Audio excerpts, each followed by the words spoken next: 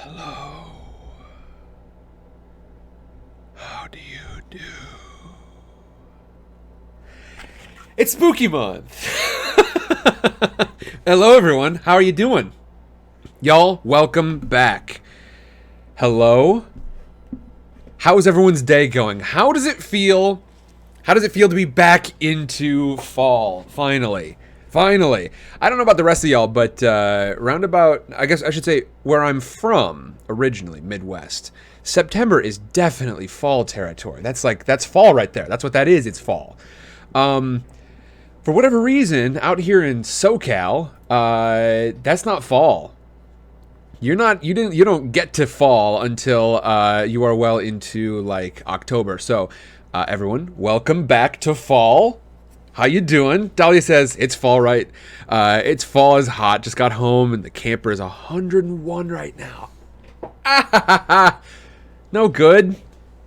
I wouldn't be able to sleep. I do not like the heat. Not a big fan of the heat. Frankly, I've made some real strides in like getting used to the heat since coming out here, but I'm still just sort of generally not a fan. You know what I'm saying?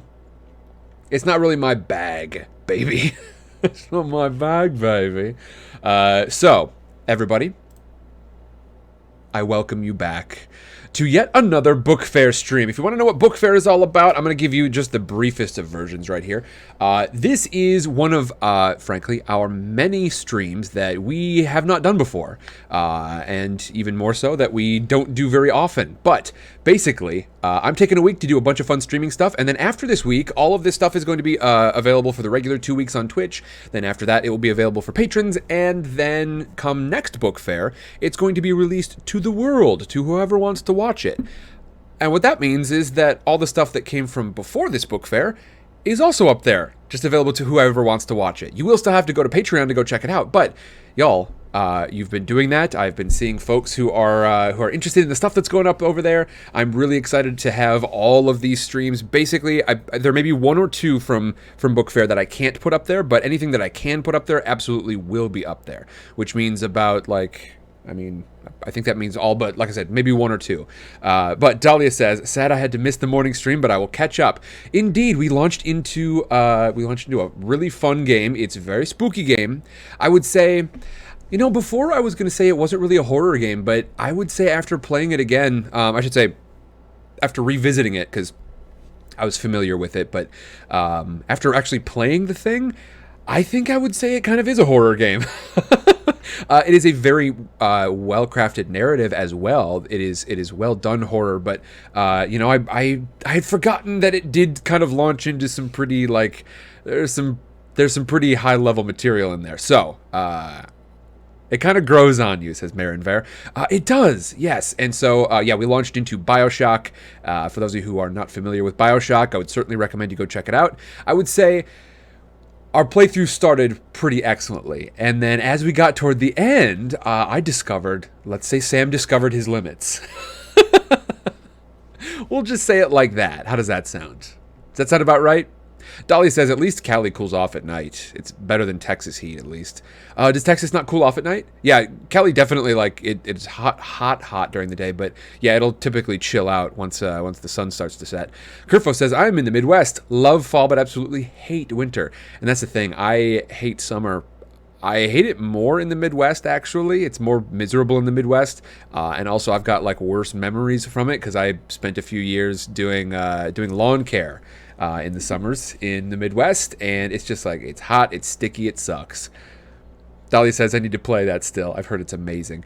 And that's the thing, Dahlia. It is amazing. But yeah, if you want to check it out, I'm almost positive this won't still be the case, but for a while it was at 75% off for all three of the games. So I think I got BioShock 1 and 2 and BioShock Infinite, all of them for less than $20. I was so excited. I think I got them all for $18.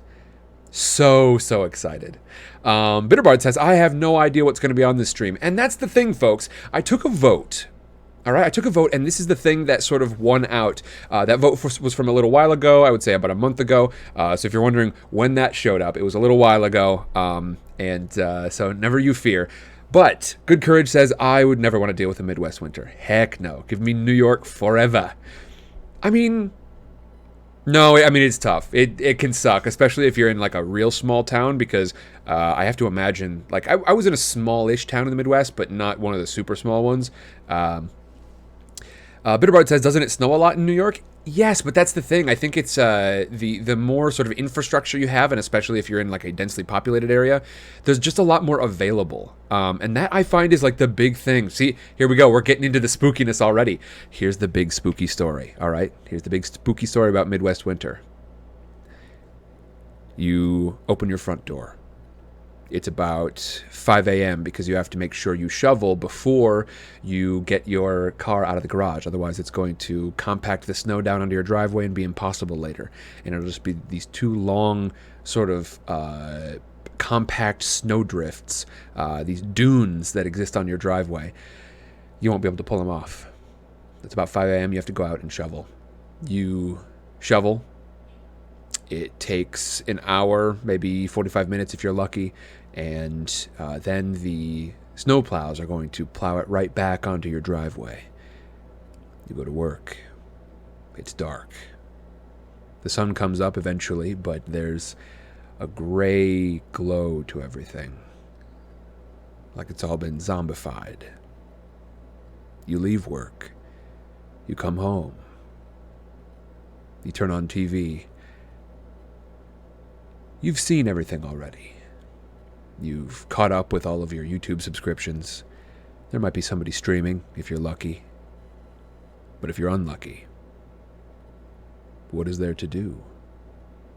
Simply stare at the walls? You certainly won't be going outside. You got enough of that misery this morning. And so instead you sit. Do you live in a large city? Perhaps there's a coffee shop. Maybe hot yoga to take your mind off of things. But no, you don't live in a big city. You're not Good Courage.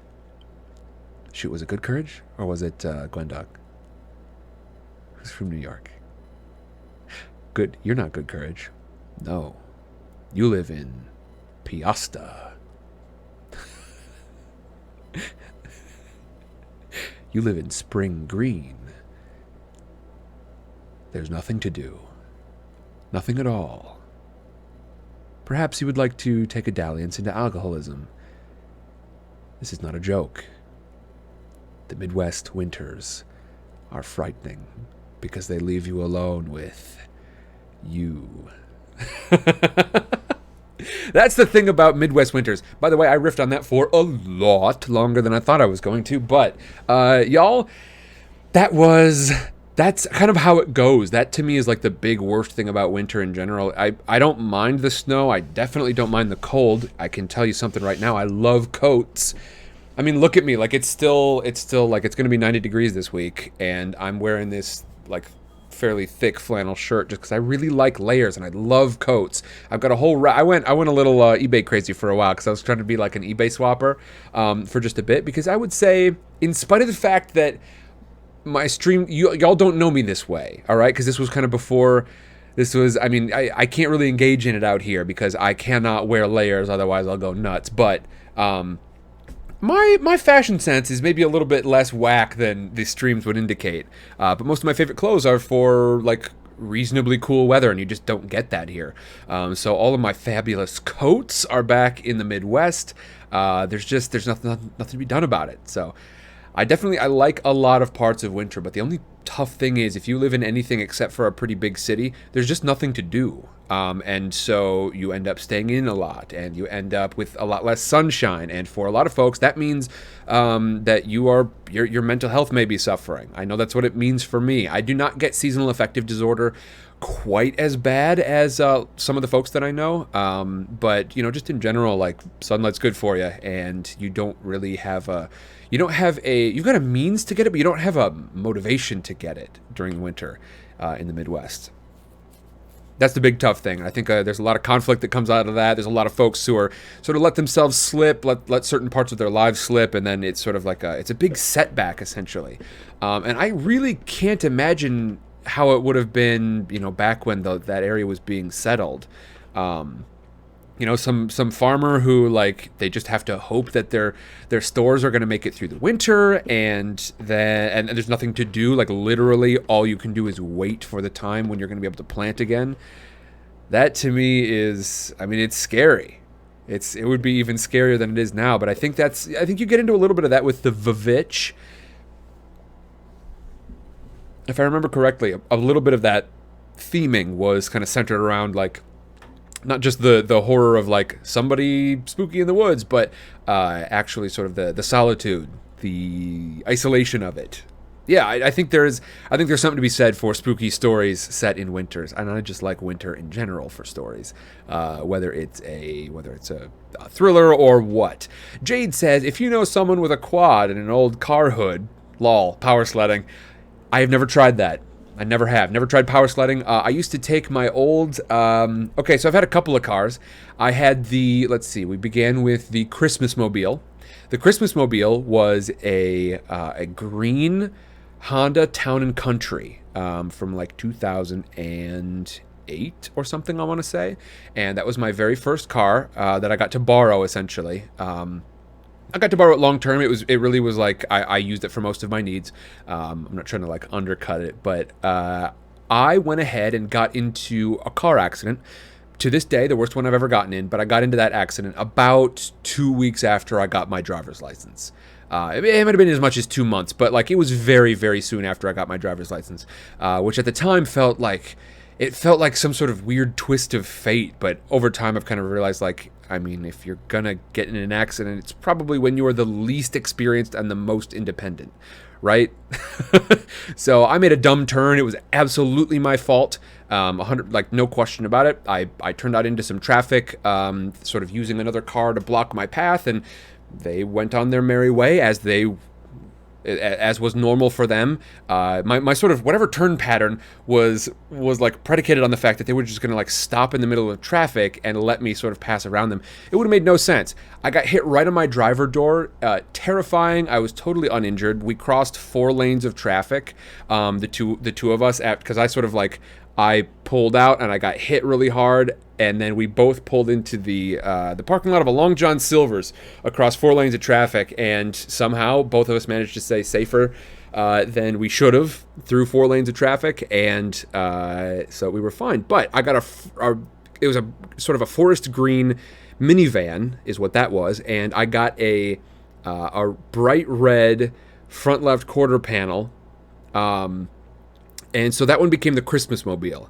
After that, I had a white Nissan Altima, I think, and that was the Vanilla Cruiser. And we used to take the Vanilla Cruiser down to this place in my hometown that it's not actually a salt factory, but it's this big, weird, old, like, bit of 1970s looking industry. I don't know what it actually processes, but I just call it the salt factory. And we would do donuts in the snow in the parking lot of the salt factory. Yeah, Dahlia, it should have been a pretty serious wreck. Like I walked out of there just fine. No, I didn't even have a bruise. My left leg was sore because that's the one on the door. But yeah, no, I got hit right on the driver door. Like it crushed it to the point where I had to get out a different door. But yeah, I pulled into traffic like a goofball. I was paying attention. It was a very intentional move. I wasn't distracted. It was just a very poor judgment call on my part. And yeah, I got into what should have been a very, very serious accident, but not so much. For whatever reason. I mean, my vehicle was totaled because it was worth probably about $600 at that point before the wreck. Oh boy. Rubik says thank you so much because Dahlia has oh wait, what happened here? Maybe not. I mean, I will say Dahlia has indeed given out a gift sub, and that went to V Catherine. I don't know where to go with that. I'll just call you V. I'm just going to call you V for Vendetta. Now, y'all, what the heck are we doing today, huh? There's the question. A, I wouldn't mind just talking about spooky stuff. Do y'all want to just, like, tell me your spookiest stories in chat? I see Yeetus over in Discord, by the way. Hello. I don't know if there's going to be a ton to explore visually today, but I do have a bit of a visual aspect.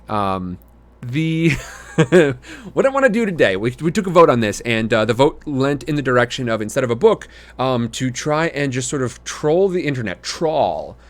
Trawl. We're going to trawl the internet for some of its spookiest material. And I've got a really good launching off point. But I also have, I'm sort of open to suggestions. So, Dahlia says, I got a spooky story, but it needs trigger warnings on it. In that case, maybe, where should we put it? Where should we put it? I tell you what, maybe, I don't know, Dahlia. Where's a good spot for this? Where's a good spot for it, do you think? Over in Discord someplace, do you think? Maybe I can make a new channel really quick. I'm going to make a new channel over in the lobby. It's going to go wherever Book Fair ends up. It's just going to follow that around. But this one is called Spooky Stories. This is going to be a channel. I'm going to label it. Let's see. It is not going to be a private channel. But I am going to toggle not safe for work, okay?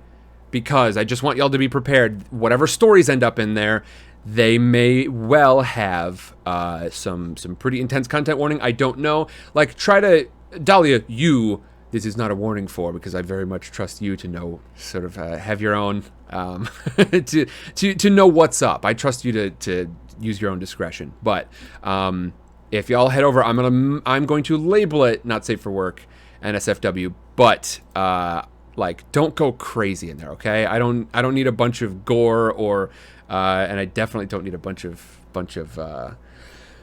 just like R+ rated content, you know? Okay. But I will make a channel called Spooky Stories over there. Let me go ahead and move that. I just want to make sure it's in order. It's right underneath Book Fair. Just so people know where to find it. That is going to be, I really genuinely cannot make any guarantees as to what is going to end up in this channel. I make no content guarantees here. Enter at your own risk. And frankly, if it gets really heinous, I'm just going to delete the whole channel. Because I think no sense in having it be absolutely nuts over there. But y'all, today we're doing spooky stories. We voted on internet stuff. If y'all have like spooky stories, basically, if you can like direct me to something spooky, maybe it's maybe we can head over to some of your favorite spooky stuff on the internet. But I have a good place to start. Okay, and so we are going to jump in right here. Welcome to the SCP Foundation. All right, now this place is interesting for a couple of different reasons. First of all, as you can see, SCP Foundation. Warning!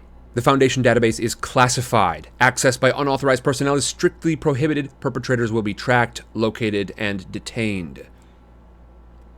We are about to enter a world of lore that exists on a funny little level. It's sort of its own tier of lore. You have heard of course, Irish lore, or even modern American sort of cryptozoological myth, right? With Bigfoot, that sort of thing. There's a bit of crossover with that and the SCP Foundation, but ultimately the SCP Foundation is a body of lore with a massive community behind it that really enjoys building it out. Now, that is what it is sort of behind the scenes. What it is in a more overt sense is you could think of the SCP Foundation as like whatever they do in Area 51 behind the scenes. Whatever happens inside those dark underground laboratories, you can imagine the SCP Foundation is something like that. Secure, contain, protect. SCP. This body of lore has had enormous amounts of development. There are not only that, but there are items in here that have made their way out into the real world after a fashion. You may have seen sort of a number of, I guess you would say, games based on this. You might have seen Peanut. That is the name. It is a sort of, I think in the lore, it is a fiberglass figure about 8 feet tall, It's got this big weird bulbous head. The whole thing is like a super pale kind of skin color with a couple of weird like graffiti looking things on the front. We may even track it down today here inside the foundation, but this whole thing has been connected together by a couple of narrative experiences as well.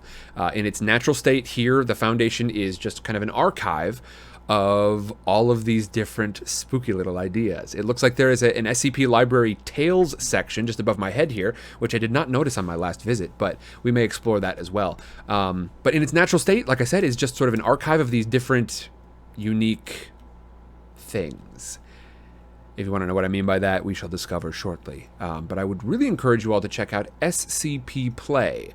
It is a podcast. You can find it on Spotify. They are a good gang.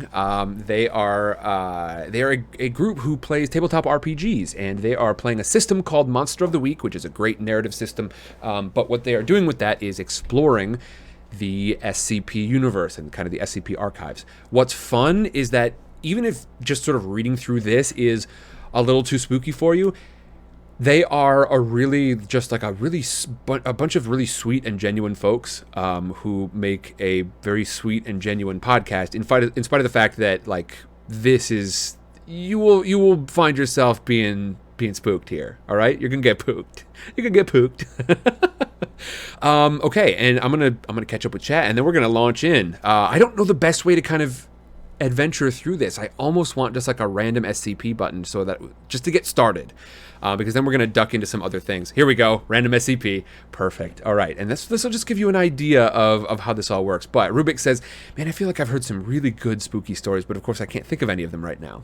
Good Courage says, honestly, I would love to make some scripts based on true crime, but like spun like a horror story. Indeed. Based on true crime, but spun like a horror story. I'm trying to think.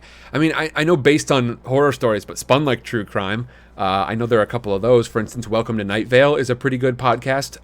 It didn't turn out to be my thing 100%, but it's a great little. It's a bit like you're catching the radio shows, just the daily local radio from a small town, experiencing some of the weirdest stuff you've ever heard. Rubik says, have you seen SCP Overlord? I have not. Rubix, why don't you tell us about that a little bit? Kerfo says, have you read The Button, Monkey's Paw? Both short and creepy. Kerfos, we actually read The Monkey's Paw here on stream. We read it for Vintage Sidecar one week. And we may duck in again after, we've got some pickups to do, some re-records to do for The Hobbit after we're done with Murder on the Orient Express, but it is Monkey's Paw we did read. I don't believe I've read The Button. But everyone, let's take a look at SCP. Now, like I said, if y'all have different ideas, maybe we will go over and we'll do some more choose your own adventure in sort of the horror category. I'm not sure if I trust it, but I would say overall, here's your warning right now. Here's your warning right now, everybody. As a matter of fact, I should probably put this in my stream info. I'm warning you right now. This stream may well delve into R-rated territory. My intent is to hang out in the PG-13 territory, as it usually is, but I'm going to make no guarantees, and unless it starts to get really, really very challenging, then I'm going to probably press on, even if it does get into R-rated territory, all right? Just for your information, a warning to you to let you know like what you can expect today, because I know it is tough to jump into the horror genre in general without the possibility that that we are going to enter R-rated territory. Okay, here we go. Are you prepared? Let's do this. Let's hit a random SCP. This is the SCP Foundation, and we are about to be greeted by a number, and, well, maybe not. Okay, now tell me about this. Tell me about this. We may just find a random SCP all on our own, but we're going to take a look through some of the more famous SCP as well.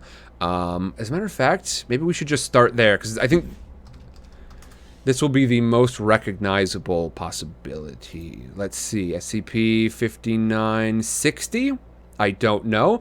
You know what? It doesn't matter. We're just going to try to get into it. So, here we go. here is what the SCP Foundation is all about. It is, a lot of these are spooky, some of these are just uncanny, some of these are just strange, but some of them are downright scary. We are presented with a number, SCP-5960. 5960. This is an item. We're going to get an object class. It's going to tell us what danger level it is.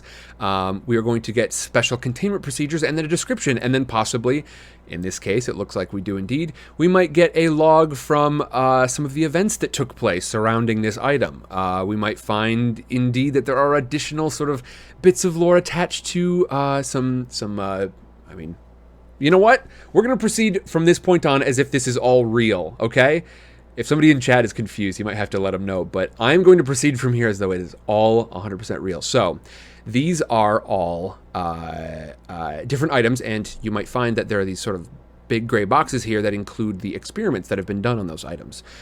Let's check this one out. SCP-5960. Object class, safe. Special containment procedures. All known instances of SCP-5960 are held in low-risk, anomalous item storage on Site-309. Disinformation Campaign 181, Snake Oil, is to remain in effect until 99% of instances are confirmed to be within Foundation inventory. Standard recovery and amnesticization procedures are to be carried out should another shell event be detected. POI 6223 is currently under surveillance in Containment Cell 044. In the event that they merge, they are to be briefly interrogated to gauge their understanding of reality, then reintegrated into society.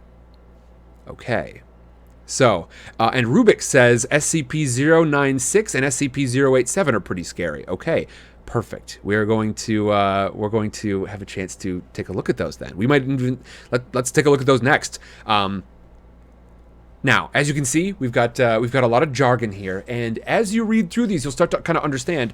This disinformation campaign, they've been running these campaigns to make sure that these SCP items, these things, sometimes creatures, actually stay hidden from the general public. Description. SCP-5960 is a beauty product sold as a revitalization cream. Notably, the sole active ingredient is peanut butter, specifically of the chunky variety. When applied to the skin, it produces a variety of effects, including wrinkle reduction, liver spot removal, and acne removal.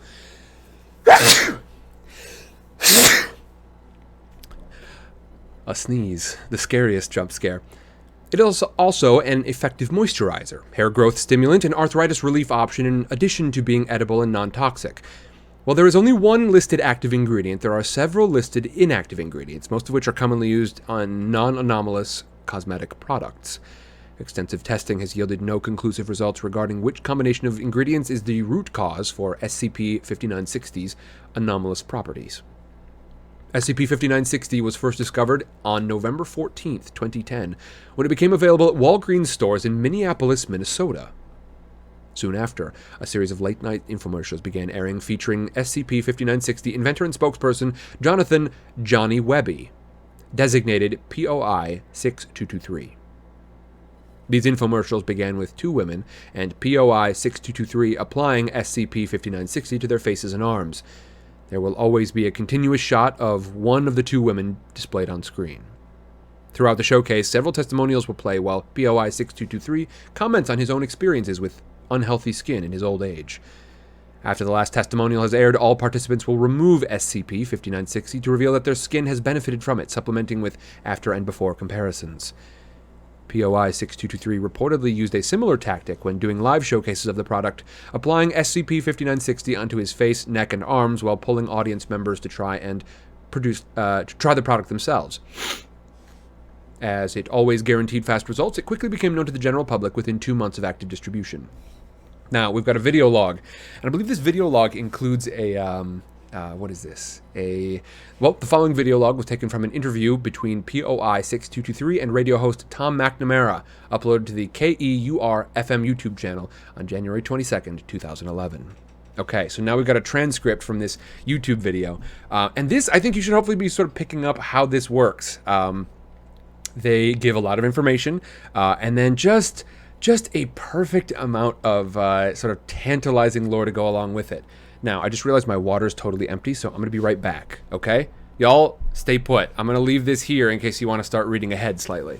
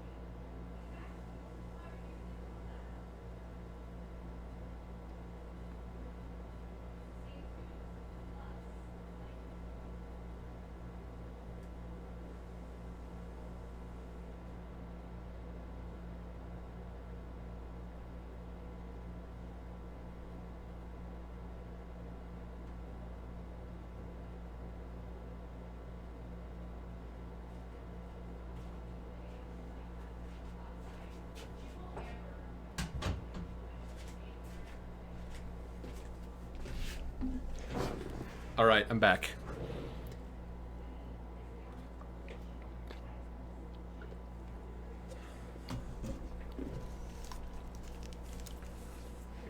Here we go. Let's check out these video logs. McNamara. Welcome back, everyone. This is Tom, and you're listening to KEUR 99.7 FM. Now, with me in the studio today, you may have heard of him, and his beauty product, Webby's Original Revitalization Cream. He's been causing a lot of buzz around the internet lately, is Mr. Johnny Webby himself. How you doing, Johnny? I'm doing great. Thanks for having me. How are you? I'm doing pretty good myself. I get to talk to you after all. You're famous. I don't know about that. I'm just an old man. Sure. Now, Mr. Webby. Yes? No doubt you've gone viral on the internet. Yes. So, tell us, how has it affected you? I'm not actually very bothered by it. I thought I might be, but it turns out it's good for business, and it's very beneficial to the mission, so I welcome it. Open arms, I welcome it. Good spirit. Now, what do you mean by the mission? What's the goal there? The goal in mind here is so simple, Tom. To look good. You and me, we're getting older every day, and it shows, doesn't it? It shows in your face, and your posture, and your speech, all sorts of ways. I figure that, hey, we deserve to look good in our old age, right? So I'm doing what I can to accomplish that. I can't say I disagree. I think I speak for all of us when I say you're doing the Lord's work out there. I'm just doing what I would want for everyone else. Sure. So I gotta ask, a lot of people have been bringing this up online. I'm sure you've heard of it by now too. After all, when you get success like this, there's bound to be a few skeptics out there. Anyway, a lot of people have been pointing out the ingredients listed here, specifically peanut butter. You mind explaining that? To be honest, Tom, there's not much to explain there. It's peanut butter. As simple as that. Sure, okay. But how do you make that decision? Why peanut butter? Funny story, actually. One day I was making myself a PB&J sandwich. I'm more than 60 years old, and I still enjoy them, believe it or not. And I had an itch on my nose, so I scratch it, and I smear some peanut butter on my face. Well, I'm a bit of a clean freak. It's true. I don't like getting too messy, so I go to the bathroom to wash it off.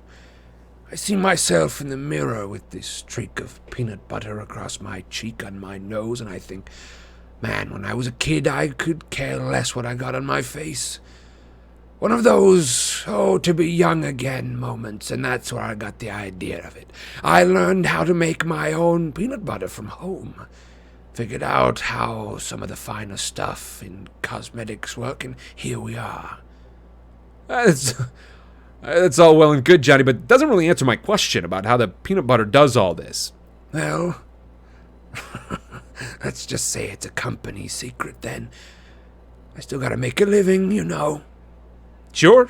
And I hope you'll forgive me for laughing a bit there. I was already having a hard time taking you seriously with all that stuff on your face. It's not a big deal. I get that a lot, and I plan on getting it some more. We're still taking this out on the road and showing it to people to get the word out. I always do the demonstrations myself, too. I think it makes the customers feel a bit like they can approach you. All right. Well, thanks for coming in today, Johnny. Where can people find your product? Just about anywhere they sell organic cosmetics. You can also buy some online at my website, webbys.biz. It's been a real pleasure, and for all it's worth, you don't look a day over 40. That's the plan. Thanks for having me, Tom.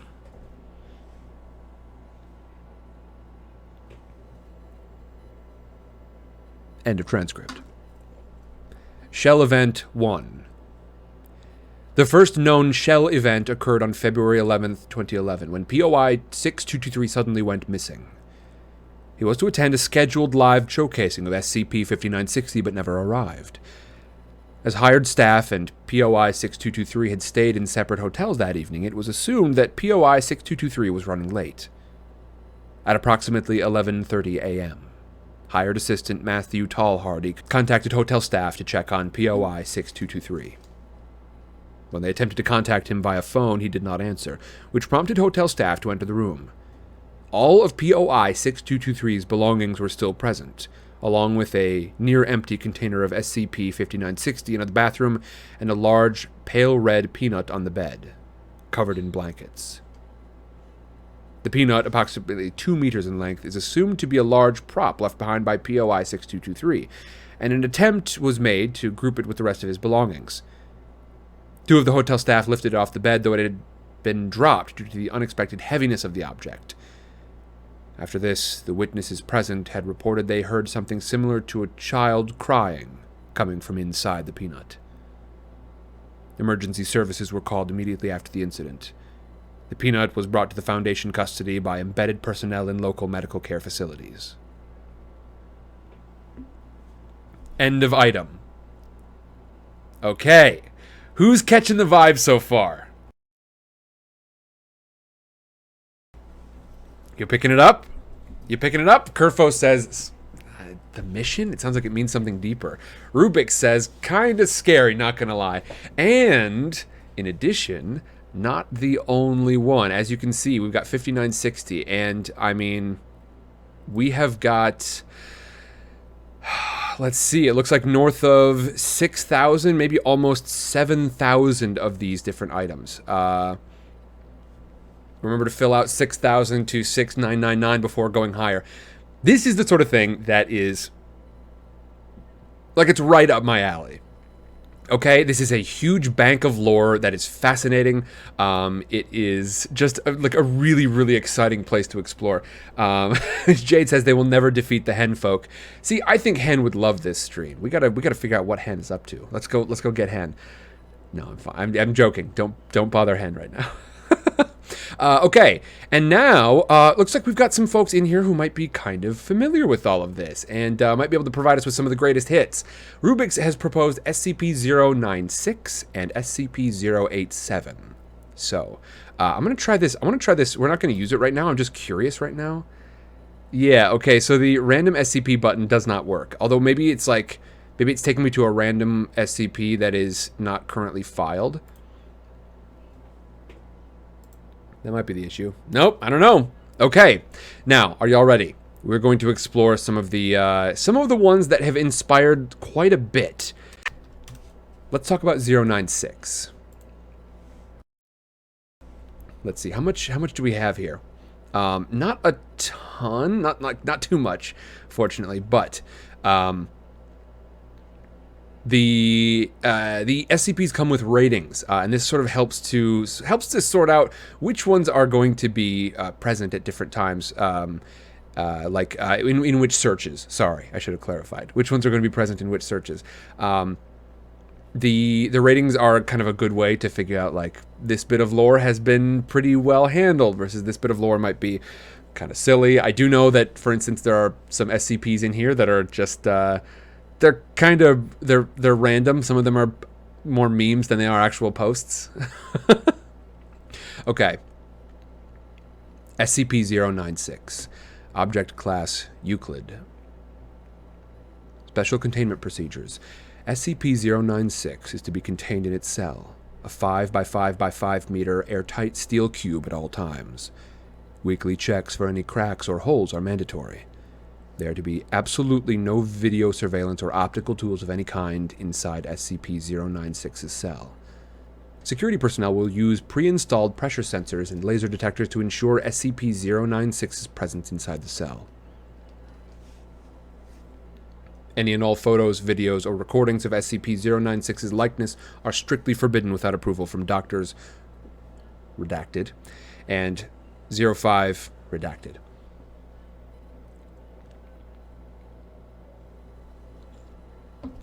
Now, we get into some of the additional fun of SCP. Certain things are not available to all personnel, and we might not have the clearance level. I don't believe there's a way to, like, up your clearance and eventually see it. Once again, it's some of the fun stuff about this site. There are redactions made, so we might not know everything about this item, but we can find out more. Description: SCP-096 is a humanoid creature measuring approximately 2.38 meters in height. Subject shows very little muscle mass, with preliminary analysis of body mass suggesting mild malnutrition. Arms are grossly out of proportion with the rest of the subject's body, and an approximate length of 1.5 meters each. Skin is mostly devoid of pigmentation, and no sign of any body hair. SCP-096's jaw can open up to 4 times the norm of an average human. Other facial features remain similar to an average human, with the exception of the eyes, which are devoid of pigmentation. It is not yet known whether SCP-096 is blind or not. It shows no sign of any higher brain functions and is not considered to be sapient. SCP-096 is normally extremely docile, with pressure sensors inside its cell indicating it spends most of the day pacing the eastern wall. However, when someone views SCP-096's face, whether it be directly, via video recording, or even a photograph, it will enter a stage of considerable emotional distress. SCP-096 will cover its face with its hands and begin screaming, crying, and babbling incoherently. Approximately 1 to 2 minutes after the first viewing, SCP-096 will begin running to the person who viewed its face, who will from this point on be referred to as SCP-096-1. Documented speeds have varied from 35 kilometers per hour to redacted kilometers per hour, and seems to depend on distance from SCP-096-1. At this point, no known material or method can impede SCP-096's progress. The actual position of SCP-096-1, which I will hereinto refer to as -1, does not seem to affect SCP-096's response. It seems to have an innate sense of -1's location.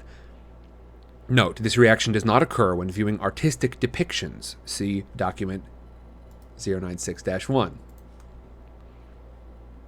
Upon arriving at 096-1's location, SCP-096 will proceed to kill and data expunged SCP-096-1. 100% of cases have left no traces of -1. SCP-096 will then sit for several minutes before regaining its composure and becoming docile again. It will then attempt to make its way back to its natural habitat. Data redacted. Due to the possibility of a mass chain reaction, including breach of Foundation secrecy and large civilian loss of life, retrieval of subject should be considered alpha priority. Dr. Redacted has also petitioned for immediate termination of SCP-096. See Interview 096-1. Order is awaiting approval. Order has been approved, and is to be carried out by Dr. Redacted. See Incident 096-1-A. Okay, so, as y'all can hear, Rubik says Euclid means unpredictable, by the way. Yep, so that is the sort of object class, and that determines, it is a description of just how unpredictable this thing is going to be. There are both lower and higher sort of danger levels from it. As we saw, the last one was deemed pretty safe. This one is not. You can see why. It appears to be like some combination of It Follows, if y'all have ever seen that movie, or potentially like Juggernaut from the X-Men. Audio log from Interview 096-1. Begin log. Let's see. Well, we've got the interviewer is a redacted doctor, and the interviewed is retired captain, former commander of Retrieval Team Zulu 9A Retrieval Incident number 096-1-A. The captain says, "It always sucks ass to get initial retrieval duty. You've no idea what the damn thing's capable of besides what jacked up information the field techies can scrape up, and if you're lucky, they can even tell you the whole story. They told us to bag and tag, didn't tell us jack shit about looking at the damn thing." "Could you describe the mission, please?" "Yeah, sorry. We had 2 choppers. One with my team, one in the backup, Zulu 9B, and Dr. Redacted. I'll just redact it myself.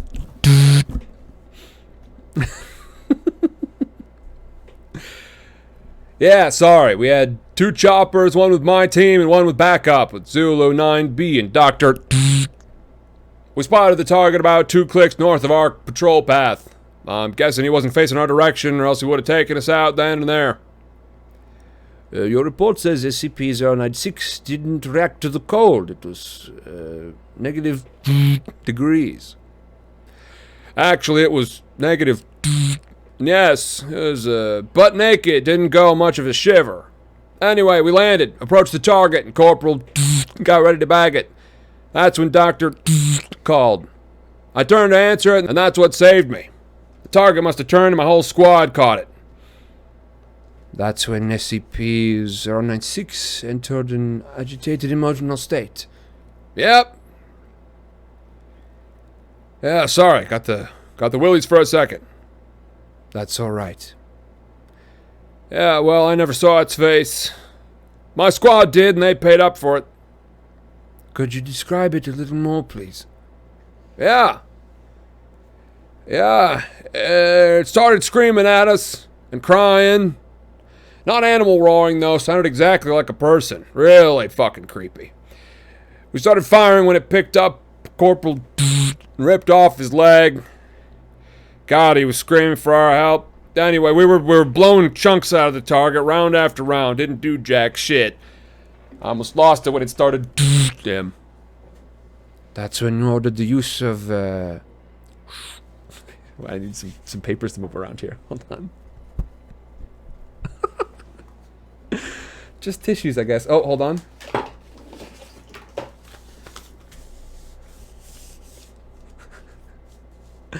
That's when you ordered the use of, 84 HEDT launcher. It's an anti-tank gun. Started carrying it ever since SCP got loose. I've seen those tear through tanks like tissue paper. Did the same thing to the target. Was there significant damage to SCP-096? Didn't even flinch. Kept tearing my squad apart, but with half its torso gone. He draws a large half circle across his torso. But it was taking damage. If it wasn't showing it. Must have lost all its organs, all its blood, didn't acknowledge any of it. Its bone structure wasn't hurt at all, though. Kept tearing my squad apart. So no actual structural damage.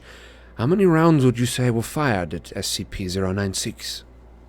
At the least 1,000. Our door gunner kept his GAU-19 on it for at least 20 seconds. 20 fucking seconds, that's 600. 50 caliber rounds pumped into the thing. Might as well been spitting at it. This is when Zulu 9B arrived? Yep. My squad was gone. Zulu 9B managed to get the bag over its head and it just sat down. We got it into the chopper and got it here. I don't know how I never saw its face. Maybe God or Buddha or whatever thought I should live. A jackass. We have obtained an artist's depiction of SCP-096's face. Would you like to view it?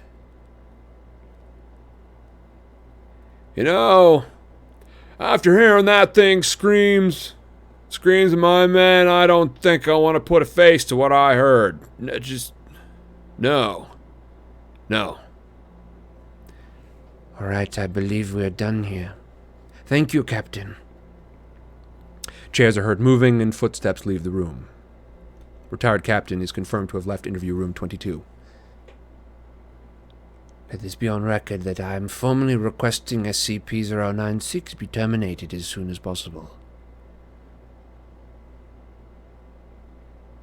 End log. Okay. Hey, you were right. That is a pretty scary one. Not bad at all. Good Courage is booting up Crimson Peak. Excellent.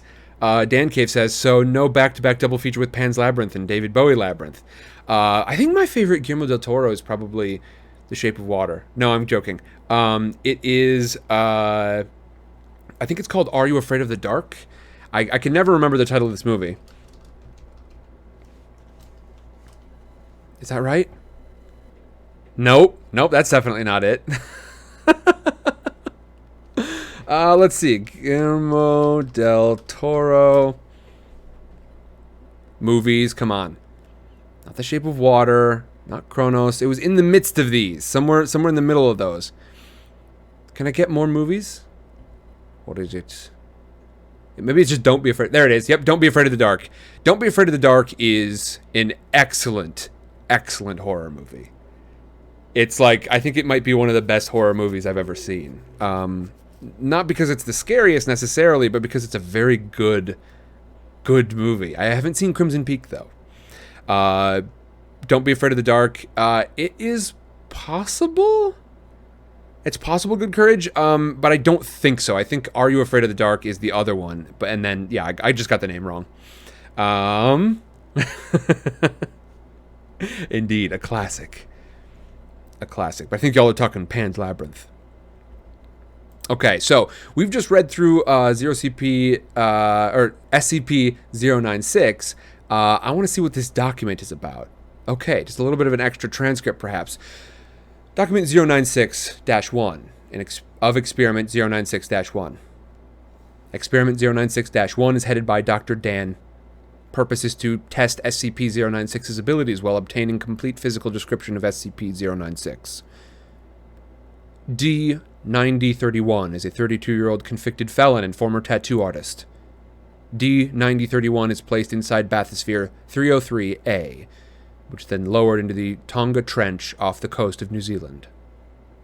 Position is approximately kilometers from SCP-096's temporary containment cell at Site.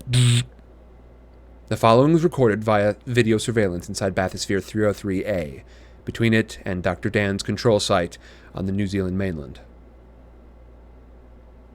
Bathysphere 303A reaches final depth of 10,800 meters.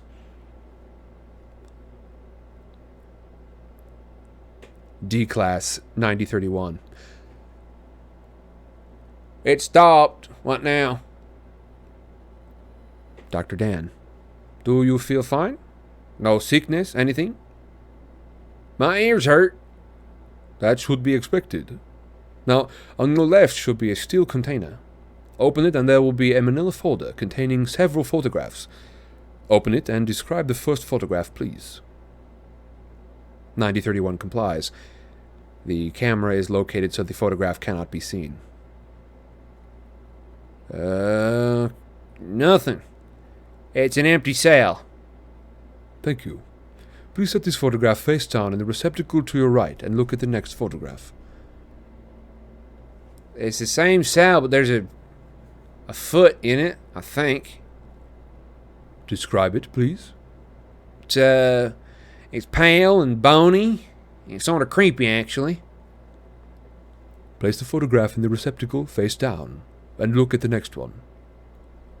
Okay. Oh, shit. Describe the photograph. It's, I don't know, some creepy-ass person. Describe the photograph, please. Hell, man, he's white. He's got white eyes, pale. Something fucked up's happening with his mouth. What the hell is this thing?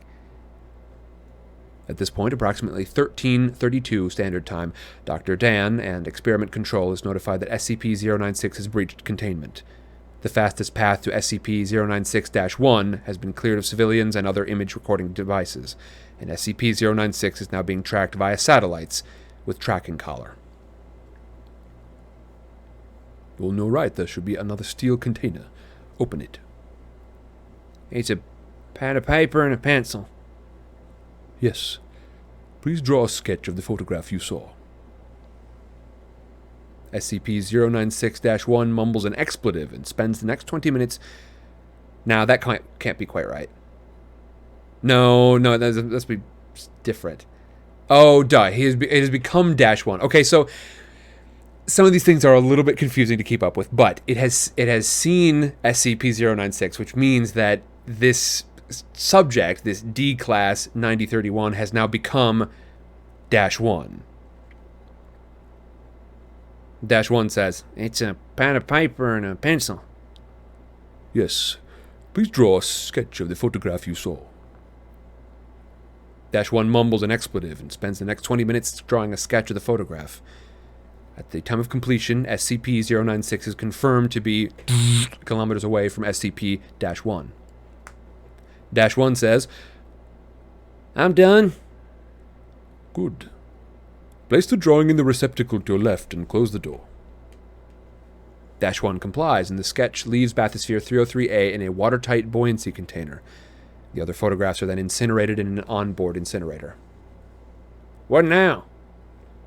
Please stand by. 40 minutes pass. SCP-096 is now confirmed to be at Dash 1's location and is diving. Transponder signal ends at 9,339 meters as pressure goes beyond the device's operational limits. The camera shows the bathysphere shaking slightly. From Dash 1's reaction, it is assumed SCP-096 is on the hull and is visible through the viewport. Oh, shit! Oh, shit! What the fuck is that? Audio and video feed is cut as the hull of bathysphere 303A is breached. SCP-096 is recovered by Surface Recovery Team Foxtrot 303A without incident. Sketch of SCP-096 is also recovered, and a quick test confirms no hostile reaction from SCP-096. Sketch is sent to experiment control on New Zealand while SCP-096 is moved to permanent containment. End file.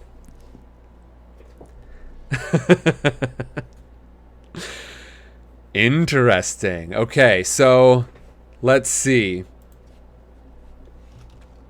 SCP-096.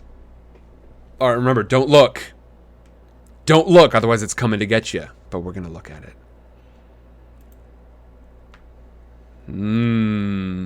Very spooky. I'm not laughing because it's not spooky, because it definitely is. I'm just laughing because, like, this is so weird compared to the stuff that we typically do here on stream. Rip Sam. Yep. Hold on, I hear footsteps. Okay, this is SCP-096, the one that doesn't want to be looked at. Okay, and I think we're gonna explore the. That's right. That's right. Now you're all in trouble. You're all in trouble. What was the other one you wanted to look at, Rubik's? The other one was 087.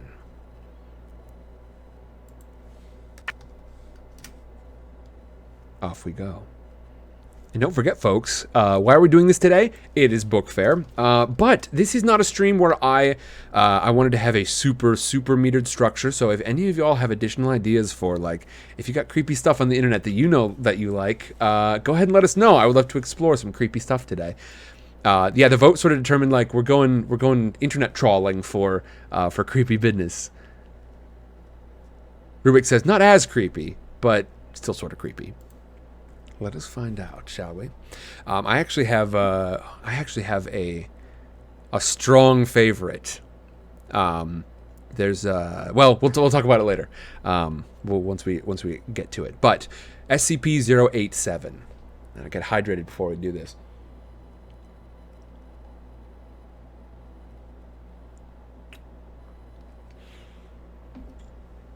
Also, I only just now realized, like, I perfected the location of my face cam here before I even realized where my face cam was going to sort of end up in the array.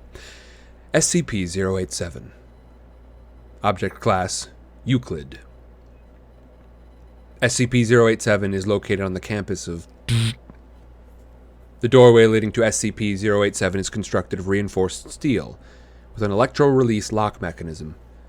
It has been disguised to resemble a janitorial closet consistent with the design of the building.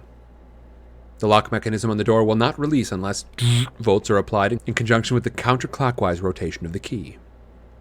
The inside of the door is lined with 6 centimeters of industrial foam padding. Due to the results of final exploration, see document 087-4. No personnel are permitted to access SCP-087. Let's take a quick look.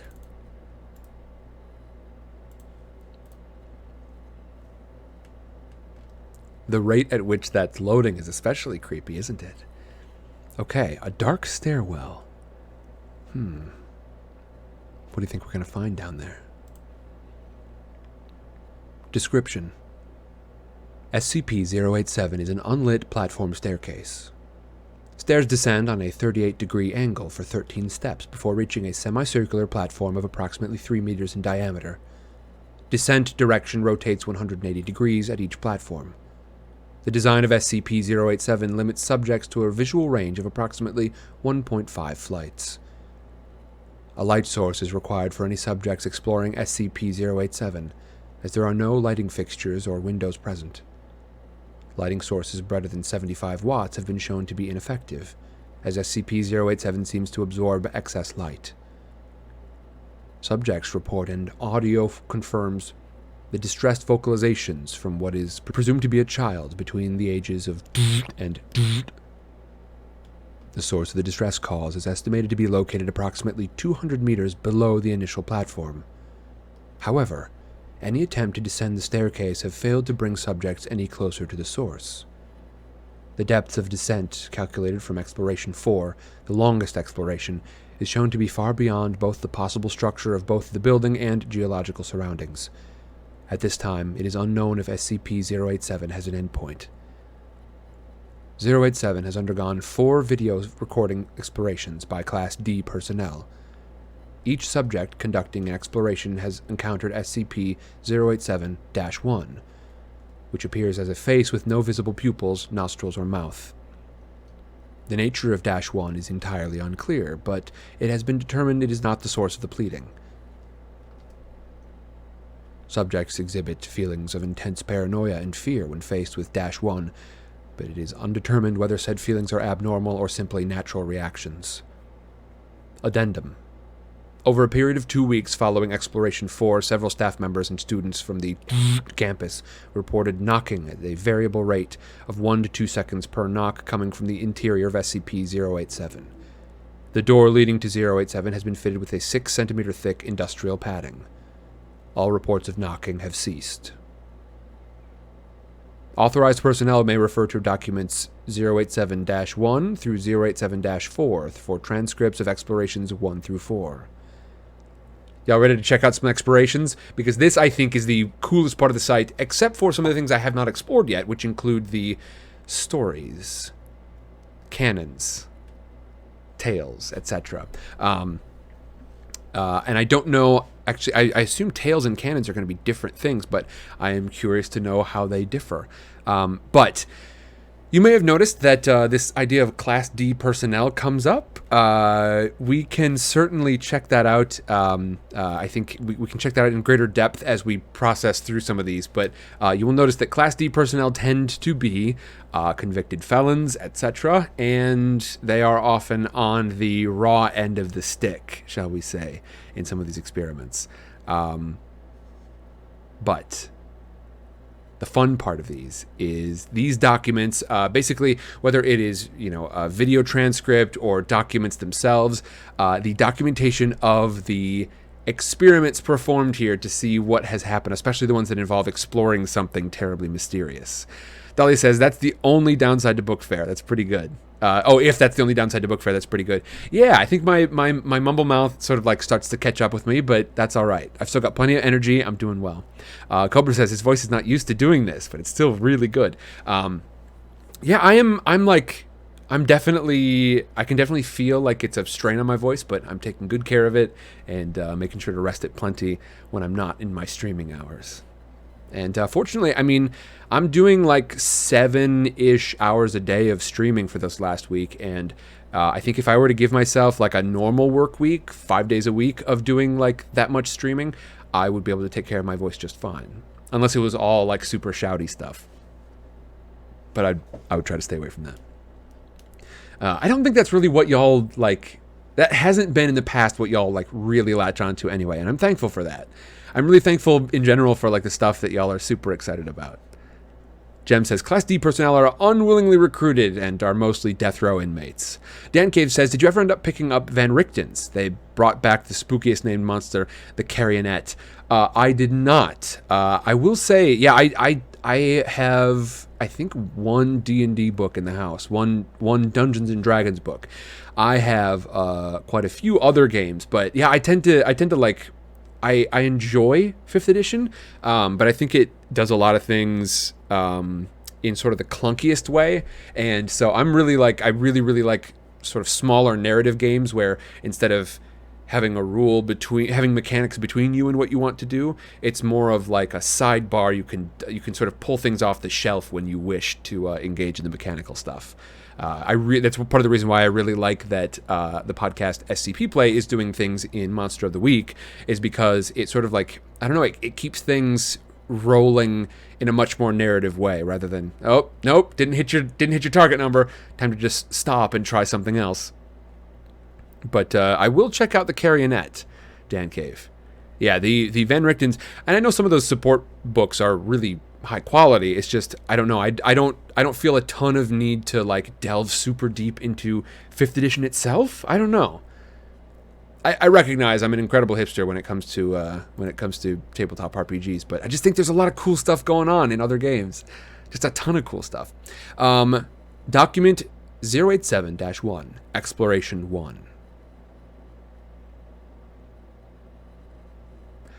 D-Class 8432 is a 43-year-old Caucasian male of average build and appearance and unremarkable psychological background. Class D's designation is the result of a demotion due to mishandling SCP-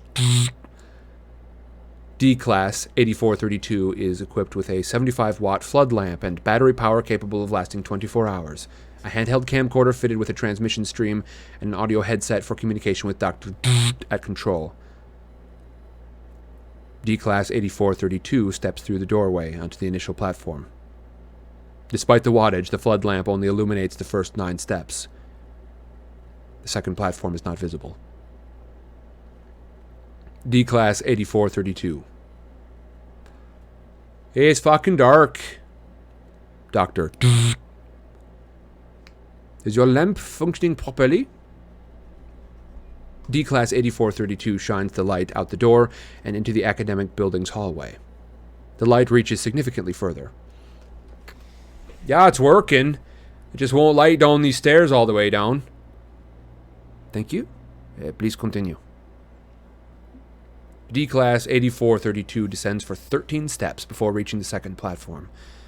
The platform is in the same shape of a semicircle with an apparently concrete surface and walls. There are no distinct markings, aside from nondescript patches of dirt, dust, and wear, consistent with what is found on a typical concrete stairwell. D-Class 8432 rotates 180 degrees to begin descent down the second flight, then pauses. A reason for stopping? You hear that? There's a fucking kid down there. Sounds like one. Marin Ver says, what is that noise about? The weird one Sam makes. That's the redaction noise. You can see on my screen here, I've got a bunch of like redactions. I'll typically just say the doctor for some of these, but some of these are like in the middle of a sentence, and I want you to know I'm not just like pausing or something, and I don't want to just keep saying the word redacted into the mic.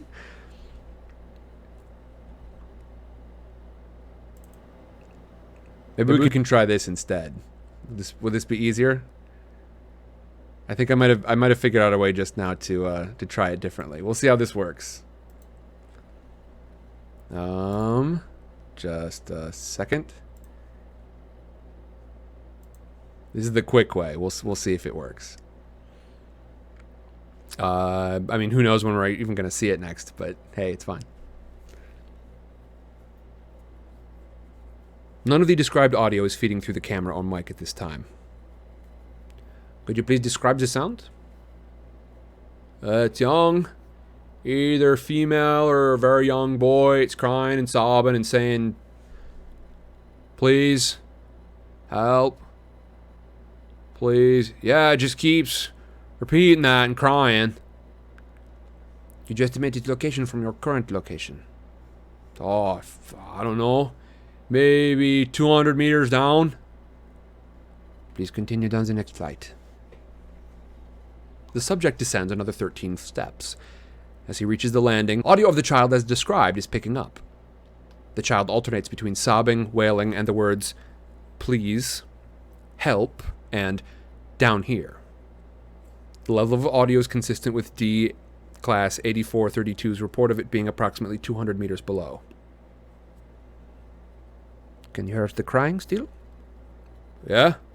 You are picking it up as well. Please continue down. stop if you notice any changes in the audio or environment. The subject ascends another 3 flights of stairs before stopping. Keep going. Please. D-Class 8432 continues another 17 flights, total of 22 flights, before stopping. There are no visual changes in the environment, and each flight has been a consistent 13 steps. I'm not getting any fucking closer to the kid. Stereo audio confirms that the crying has not increased in volume and remains approximately 200 meters below the subject. Noted. Please continue. The subject continues another 28 flights before stopping. 50 flights in total. D-Class 8432 is standing on the 51st landing, counting the initial ground level landing. D-Class 8432 is estimated to be a total of 200 meters below the initial platform. 34 minutes have elapsed. The volume of the crying has not increased. I feel a little uneasy. They spent a lot of time in the dark, unknown stairwell. It is natural. Please continue. The subject hesitates before stepping down on the last stair. As the subject moves forward, the flood lamp illuminates a face located approximately at the bottom of the light, SCP-87-1. It appears to be the same shape and size as a human head, except it lacks a mouth, nostrils, and pupils. The face is completely motionless, but making direct eye contact, indicating its awareness of D-Class 8432. Oh! What is that? Shit. Holy shit, what the fuck? Can you describe what you see? Some sort of person face thing, and it's fucking looking right at me. It's looking right at me. Is it moving? No. Oh, it's just staring at me. Oh, fuck, it's creepy. Please approach and further illuminate the entity. I don't want to be The face jerks upward about 50 centimeters directly toward D-Class 8432. Oh, shit, fuck. D-Class 8432 enters a panic state and rapidly ascends SCP-87. D-Class 8432 reaches the ground floor in 18 minutes, at which time he collapses and passes out. There is no sight of 87-1. Review of the footage indicates an equal number of flights and steps, ascending as descending. Audio of the crying and pleading remains at the same volume until the last flight, at which point it ceases. Medical report indicates collapse was the result of rapid ascension of stairs, causing fatigue. End of document. All right. Rubik says, imagine working at the SCP Foundation. I imagine you would get so much PTSD. I think, yes, you probably would. Just a quick reminder of the staircase in question. Difficult to light up this sucker. And then when you do reach the bottom, it seems like things aren't great down there. And by the bottom, I mean just the next landing, because it doesn't seem like this thing actually has a bottom. Let's go back and potentially explore the next exploration document. What do you think? Let's see. Okay, so we've explored document 1. We're going to launch into document 2 in just a second here, but I've just discovered that I have a voicemail, and in spite of the fact that this is book fair, I do have one other important thing going on right now, just personal stuff, so I got to go ahead and answer this voicemail, or at the very least, like, check the voicemail, so I'll be back in just a moment, but I will leave you here with this document if you would like to begin to peruse. Assuming this document loads. There we go.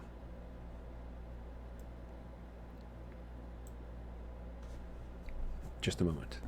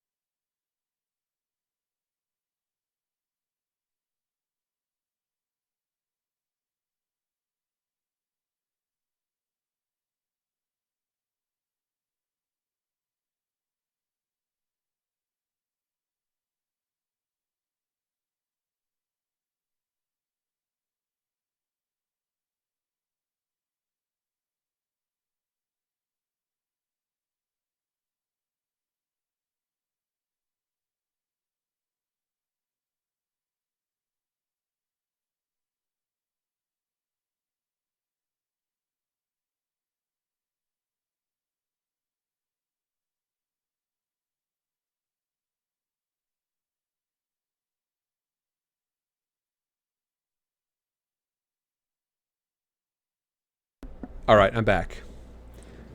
Oh, I hear weird footsteps. Oh, there's weird footsteps out in the hall. Oh, what's that noise? What is that? Oh, no. Okay, here we go. Exploration number 2.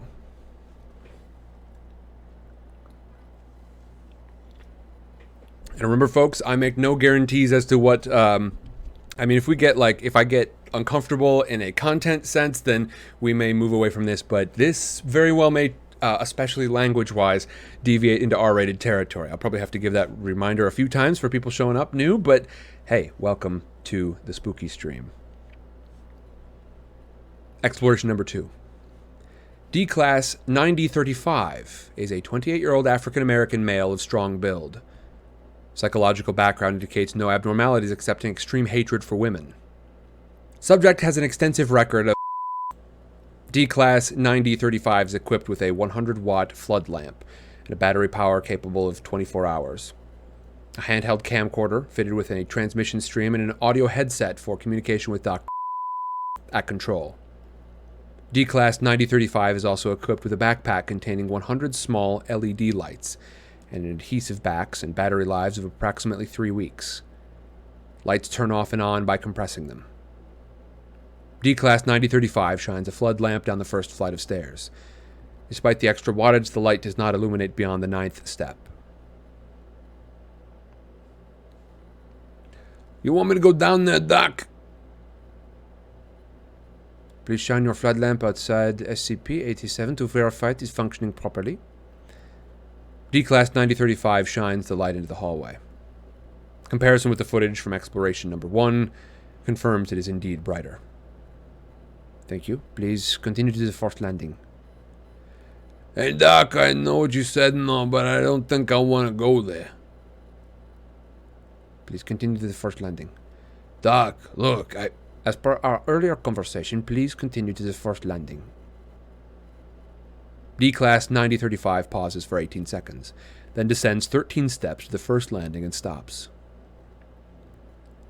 Is that a kid? Please remove one of the adhesive lights and affix it to the wall on the landing. Doc, can you hear that? Is that a kid down there?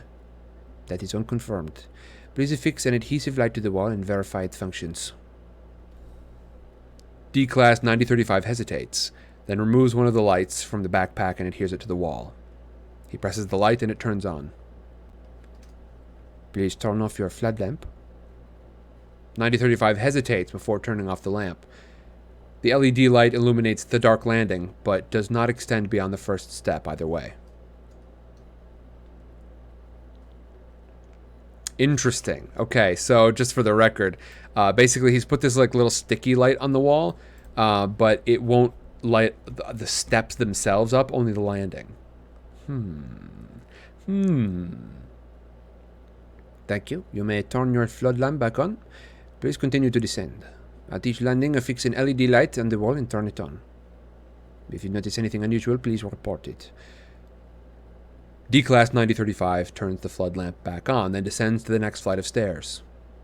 As he sets foot on the landing, the audio picks up sounds of pleading and crying, consistent with those of the first exploration. Can you still hear the previously reported audio?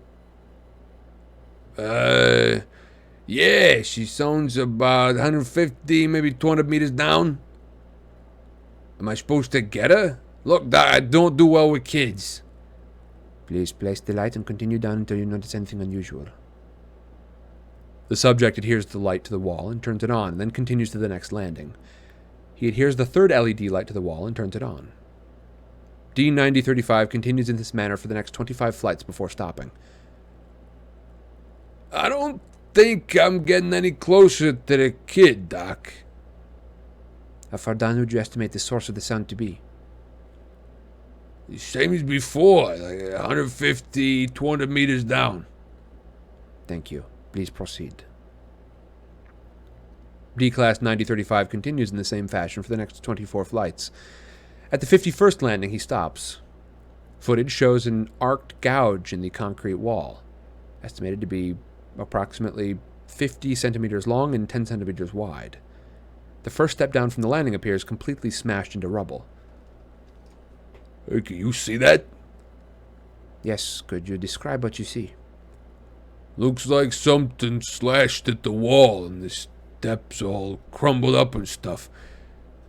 The slash mark looks really smooth. D class 9035 touches the gouge mark. Yeah, it's smooth. It feels like glass. Thank you. Please continue down. Look, Doc, I think I've gone far enough. Please continue as per our agreement.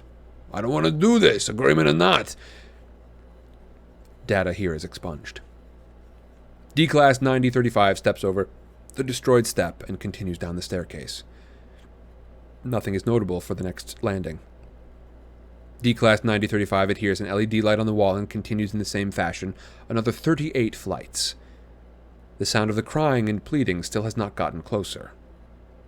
D-Class 9035 is on the 89th landing and 74 minutes have elapsed since the beginning of the exploration. Subject is estimated to be 350 meters below the initial platform. I feel like the kid's just trying to lure me down here, Doc. I think it's time for me to... D-Class 9035 stops talking and moving as the floodlight illuminates SCP-087-1. The face is staring directly at D-Class 9035, again indicating awareness of the subject's presence. Although SCP-087-1 appears to be unmoving, its location is 38 flights below the initial encounter in Exploration 1, indicating it is mobile. Is there a reason that you stopped? D-Class is unresponsive. D-Class 9035's breathing grows labored. -1 remains immobile for an additional 13 seconds. -1 blinks. D-Class 9035 yells incomprehensibly. -1 jerks forward until it is approximately 90 centimeters from D-Class 9035. Subject turns and flees up the stairs. Please relax and calm down. Turn around. We need a closer look at the face. D-Class 9035 ignores Dr. and continues rapid ascent. He continues to scream incomprehensively. D-Class 9035, can you hear me? Please slow down. D-Class 9035 is unresponsive and continues climbing rapidly up the stairs. His screaming diminishes to babbling. After ascending 72 flights, D-Class 9035 collapses on the 17th landing. D-Class 9035, can you hear me? D-Class 9035 is unresponsive, but labored breathing can be heard through the audio feed. For the next 14 minutes, D-Class 9035 is immobile. The visual feed is black, and audio picks up only the subject's breathing and the continuous pleading coming from below. After 14 minutes and 32 seconds of unchanging visual and audio feeds, the sound of a rapid heartbeat, not consistent with a human heartbeat, and a low cracking noise is heard. 7 seconds later, D-Class 9035 gasps and revives, continuing his ascent of the stairs rapidly and wordlessly. The heartbeat and cracking cease, and nothing abnormal is detected on the visual feed. He remains unresponsive. D-Class 9035 exits SCP-087 and sits on the floor outside the entrance. D-35-9035 then enters a catatonic state from which he has not yet recovered.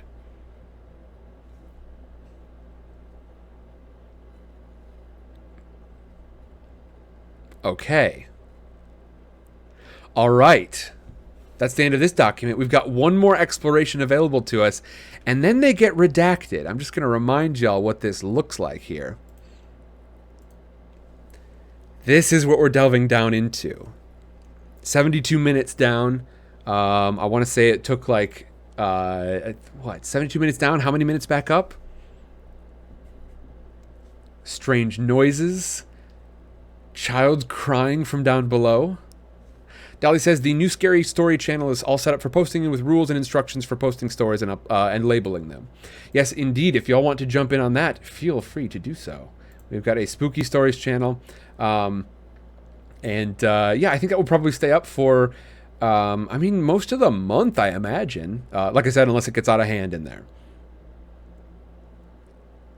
So, there you go. If you want to head over to Discord, you can find the Discord by using the links command. That will take you to the link tree, which has everything you need. All right, are you ready for this final exploration? Are you ready? In that case, Dahlia, we may jump over there and take a look at it in between these SCP read-throughs. We might take a look at that one next then. Document 087-3. Exploration number 3.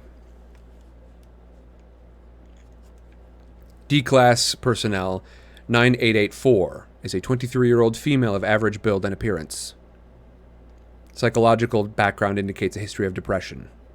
Subject has a minimal history of using excessive force to... D-Class 9884 is equipped with a 75-watt flood lamp and with battery power capable of lasting 24 hours, a handheld camcorder fitted with a transmission stream, and an audio headset for communication with Dr. at control. D-Class 9884 is also equipped with a backpack containing 3.75 liters of water, 15 nutrient bars, and 1 thermal blanket. D-Class 9884 stands on the ground level landing of SCP-087. The flood lamp illuminates only the first 9 steps. LED lights placed on the wall during the last exploration are not visible. Dr. Please descend the first flight and examine the landing wall. D-Class 9884 descends 13 steps and stops at the landing. There is no trace of the LED light at the location footage from Exploration 2 indicates it was placed. D-Class 9884. Yeah, it's just a dirty concrete wall. There's, like, nothing on it. No. Wait, it's a little sticky right here. D-Class 9884 indicates the spot on the wall the LED light should have been located. There's a child down here. She's begging for help and crying. Thank you. Please continue down the step until you notice anything unusual. D-Class 9884 descends. Upon reaching the next landing, audio of the crying child consistent with the prior 2 explorations is picked up. No LED lights appear to be present in any of the landing walls. D-Class 9884 continues with no incident until she reaches the 17th landing. Ew, there's something on the ground here. It smells really bad. It's all sticky and stuck to my shoe? Oh, gross. Video feed confirms presence of substance occupying a space approximately 50 centimeters in diameter. Can you describe the scent? It kind of smells like old rusty metal and pee. Thank you. Please continue till you notice anything else. D-Class 9884 continues to the 51st landing without incident. The 51st landing remains unchanged from the previous expedition, and similar observations are made. D-Class 9884 is asked again to descend until anything unusual is noticed. Subject continues her descent until the 89th landing is reached. The video feed jerks and the subject yells, "Oh, jeez, there's a hole in the ground. I almost fell in." Video feed confirms the presence of a hole approximately 1 meter in diameter. The subject shines the floodlight down, revealing only blackness. Approximately 4 seconds pass, and a light of an indeterminate distance down the hole flicks on for approximately 2 seconds and then backs off. There was a light down there. It's gone now, but it was on for like a second. Did you see it? Yes? Can you estimate the depth of this hole? No way, it's too deep. At least a kilometer, like way more than a kilometer. Thank you. Can you still hear the sound of the child? Uh-huh. She still sounds far away. I don't feel like I'm getting any closer. It's like for every step I take, she takes one down. Please continue down until you encounter anything unusual.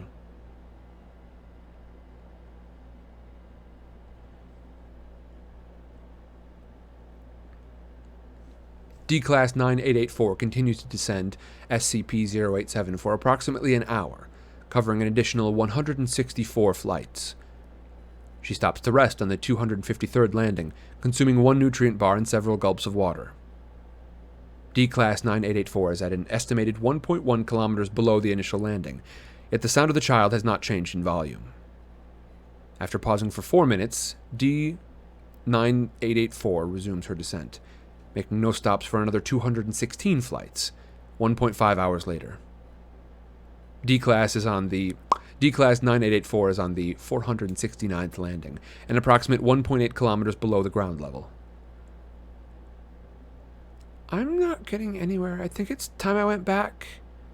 I mean, going down is one thing, but this is a long climb back. You have been provided with food, water, and blankets to last you 24 hours. Please continue down. No, I think I'm gonna go back up. D-Class 9884 turns toward the previous flight of stairs. And screams. SCP-087-1, the face, is directly behind D-Class 9884, blocking her ascent. The face appears approximately 30 centimeters from the lens of the camera. Its eyes are fixed directly on the lens, this time looking not at the subject, but at the person viewing the video feed. The video feed glitches and freezes for 4 seconds, accompanied by a static-like screeching noise from the audio feed. It then cuts to bumpy visuals of D-Class 9884 descending the stairs rapidly. It's following me? This whole time it's been right behind me. Oh God, it's right behind me. It was looking right at me. Please do something. Please help me. Oh God, please get it away.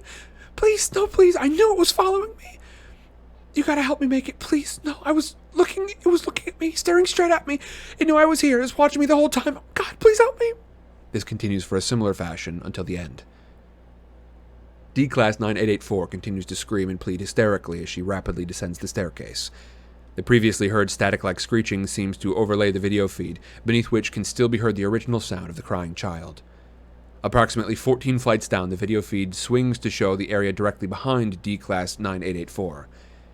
The face is now approximately 20 centimeters from the camera lens. It is not staring at the subject, rather it is focused on the camera lens, giving the illusion it is making eye contact with those viewing the footage. It is important to note that since the sightings of SCP-087-1, the sound of the girl crying and pleading has been increasing in volume, indicating D-Class 9884 is nearing the source.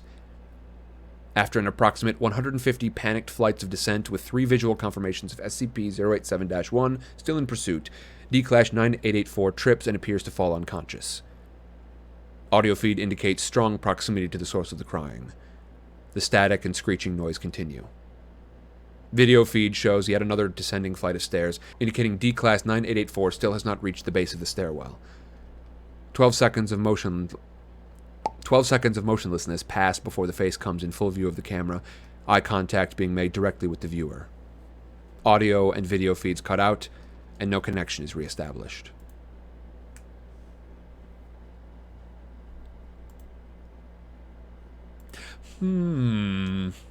Okay, so down we go into the stairwell.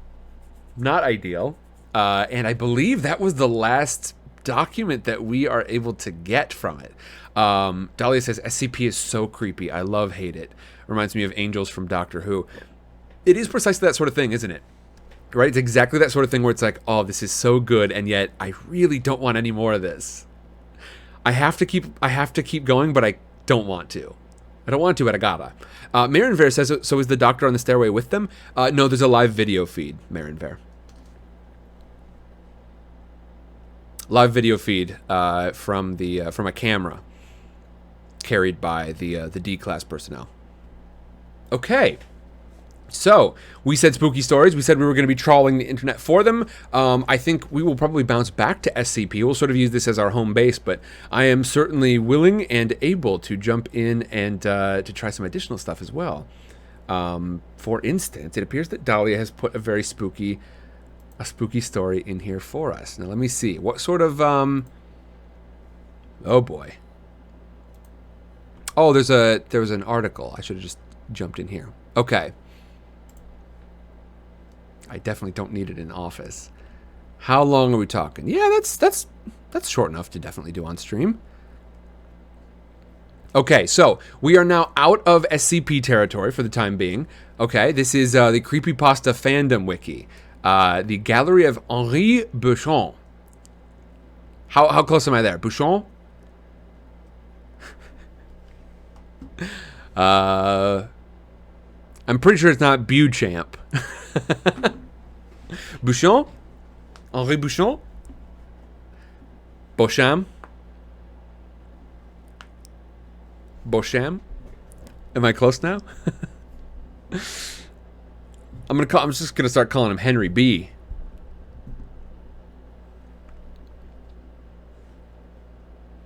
Pretty close, that works. Okay. Close enough. I'm shocked at how difficult it is to manage describing pronunciations. I would have thought it would be a lot easier, but it is really hard to convey pronunciations in text. The Gallery of Henri Bosham. If you go into this one tiny, dingy, one-story bar in Paris, and the right bartender is working behind the counter that night, you might be able to see a very exclusive gallery show of the lost works of one Henri Bosham. But to get in, you have to prove you're a devotee of the artist. You'll be asked, in clear and perfect English, what would you like to partake of this glorious night? Answer, absinthe, no matter what. Any other drink, from whiskey to water, will kill you as you sleep. The next question will regard the type, and you must answer one of two things.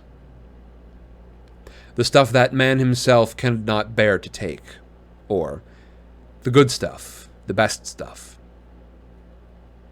If you ask for any other absinthe, in any other way, you will be plagued by nightmares for 13 days.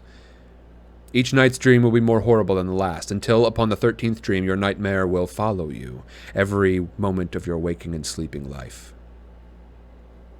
Don't try to cheat the barkeep. The door locked behind you. You have to drink what he gives you, doom or not. That such a powerful man granted you audience should be enough. Besides, I've heard the dying complimented his drinks in their death throes. If you make it that far before sealing your fate, the bartender will say, "Be sure you handle this with care. This is the finest I have." From here you may do one of two things. Say, word for word, "I overestimated my fortune and I bid you good eve." The bartender nods. You may leave the door you entered unharmed, with nothing gained and nothing lost, except the time spent inside. Or you can go on. You will be given a glass with a 7-sided rim, with each side twisting over ever so delicately around the basin until forming a sleek and simple handle. You will also receive a very, very, very special absinthe spoon in the shape of a key. The holes at the key's top serve as the draining point for the alcohol to pour over the sugar cube, and of course an unmarked bottle, stripped long ago of its label, scraps of paper sticking to its sides, covered in rot of the decades past. The spoon is completely flat, but has two distinct sides, one with a groove along the shaft of the key, and one without. Turn the shaft down so that its groove will be facing down. If you attempt this face up, your absinthe will taste foul, your nose will burn, and your eyes will shrivel in their sockets with unspeakable horrors, not of this world. Now, if your spoon is the right way up, begin preparing the absinthe as one would. Put the sugar on the spoon, and pour the alcohol over it so it gains its color and special qualities. Say cheers to your friend the barkeep, and bottoms up.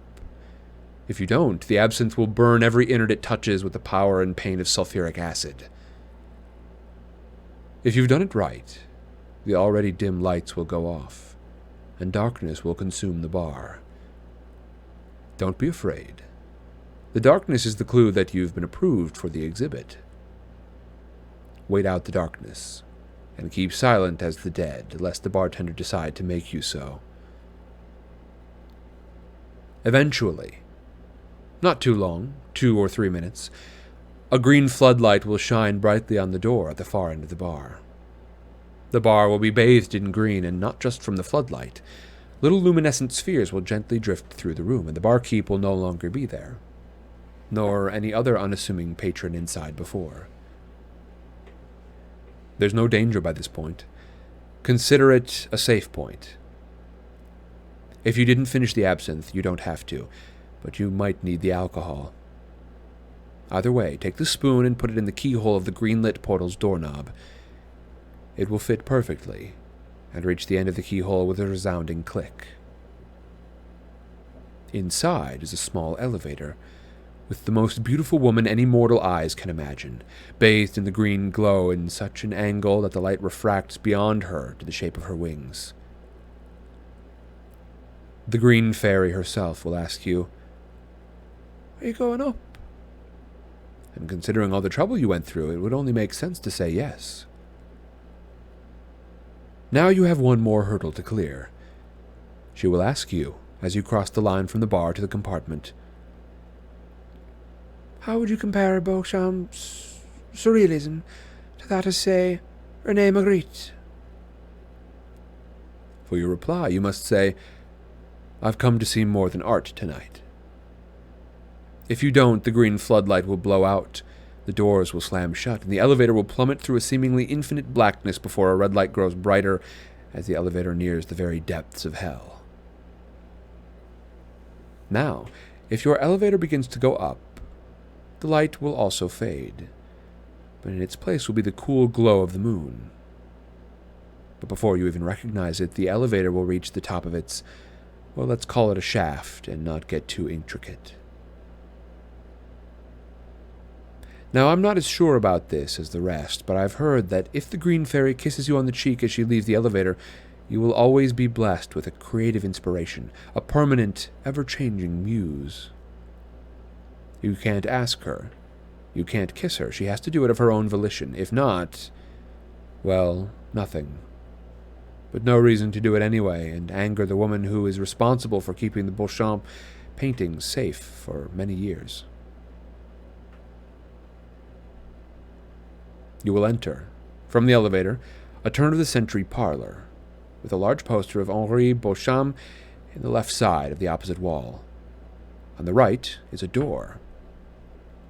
Taking the time to read the poster is a fairly good idea, as it explains the very significance of Monsieur Beauchamp. You see, he was a struggling surrealist in the 1920s, always making art to try and be free of all the premeditation, and managed to do so. You see, after one night in a tiny, dingy, one-story bar in Paris, he began to paint patterns. First, it was geometric patterns, then complete fractals, then images that would be in the newspaper the next day, then next week, then 50 years from now, 100 years in the future, 200 years in the past. Then, on his last night of life, he kidnapped 3 young girls from their homes at nights, murdered them, and painted his finest masterpieces in reds and yellows with the blood and bile of virgins.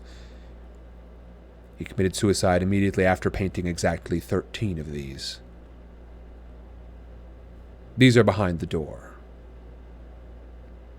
The first 6 from the left show, from left to right, the genesis of the universe, the only true visage of God as viewable to the eyes of man, the true image of Jesus Christ, the sprawling clouds of heaven. Every pope, from the first to faces not yet recognizable, and a portrait of Jesus' appearance in his second coming. The other 6 on the right show, from right to left, the cataclysm of the universe, the only true visage of Satan as viewable to the eyes of man, the true image of Judas, the sprawling flames of hell, every human-embodied demon from the first faces to those not yet recognizable, and a portrait of the Antichrist at his second coming. Now 6 and 6 makes 12. But what of the 13th? This 13th painting is turned around on its wall pin, the image facing the wall. The space around it is roped up at a very wide diameter, and under the flipped image is a sign in 3 languages. The top is in the scriptures of the Seraphim, the bottom in the runes of the highest demonic orders, in the middle, in Roman letters, "Do not touch." Now, like the kiss, I can't say this part with much certainty, but all the same, I heard that somehow, as he died, Beauchamp flayed his skin, his organs, his very soul into some sort of collage. How he took his body and created such a horrific masterpiece I could never say, nor would I ever dare to. So if you make it, maybe you can flip over the canvas and tell me sometime. You can tell me about it over a drink.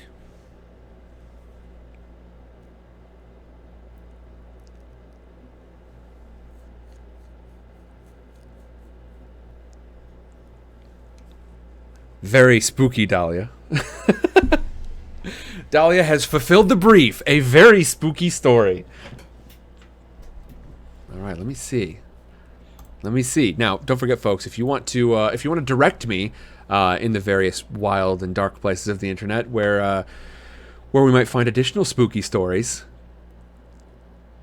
I am certainly willing to go check them out. SCP is a great one because it is, it's fully it's wide open to the internet. They are ones that sort of have a strong range of different ones, and so I'll probably be dodging back and forth between there and whatever places y'all suggest. But Dahlia, an excellent little dalliance into something that I was not familiar with.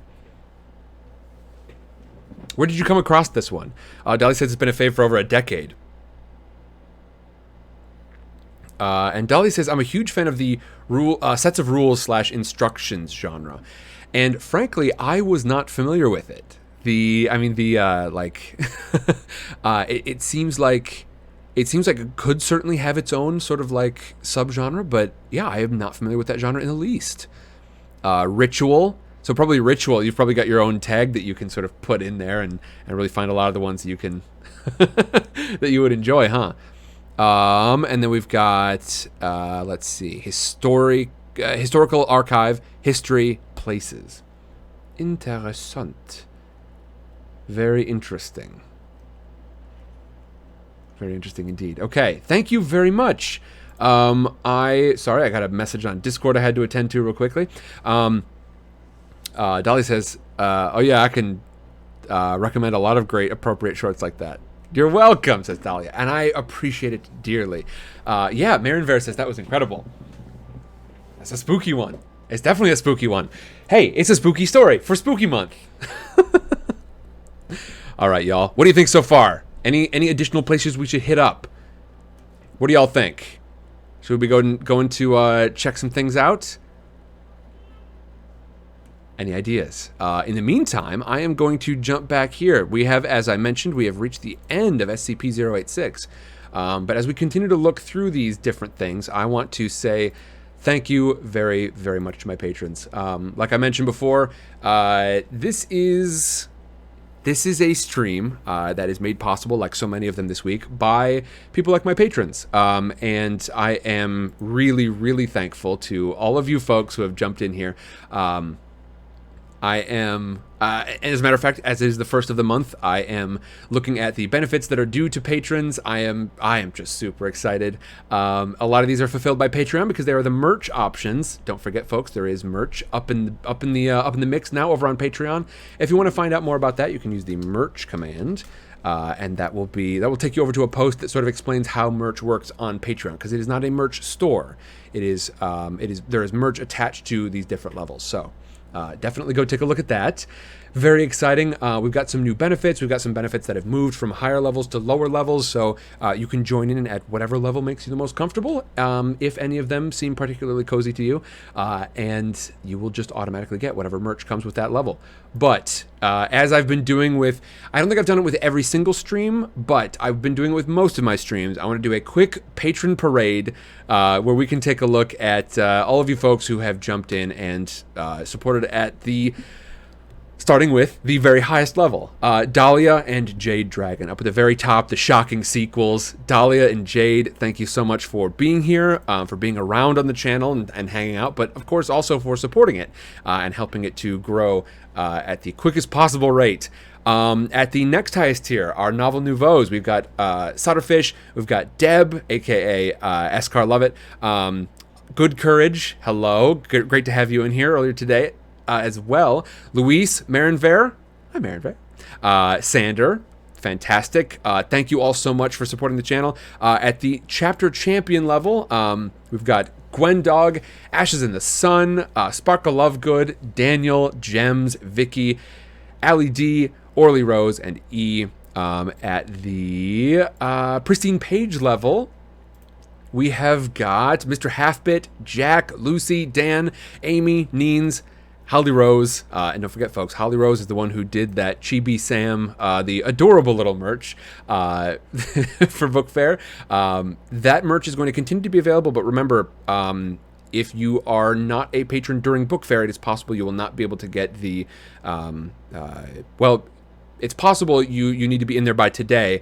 It is also possible that you might need to be in there by the end of Book Fair. But certainly, once Book Fair is over, all that merch is going to return to the suggested levels from Patreon, as opposed to what I've done, which is said, yeah, but how low can I make it? How low will you let me? And then, of course, we have got the bold bookmark level. Tanisha, Reed, Sing Se, Samya Gupta, Sapphire Lady, Stationary Fork, and Kim Hauser. Y'all, thank you a ton. Hey, thanks. Thanks a bunch. I'm really looking forward to going through this. We need to add some new names to the stream credits. We need to... I'm really looking forward to seeing how all this merch turns out.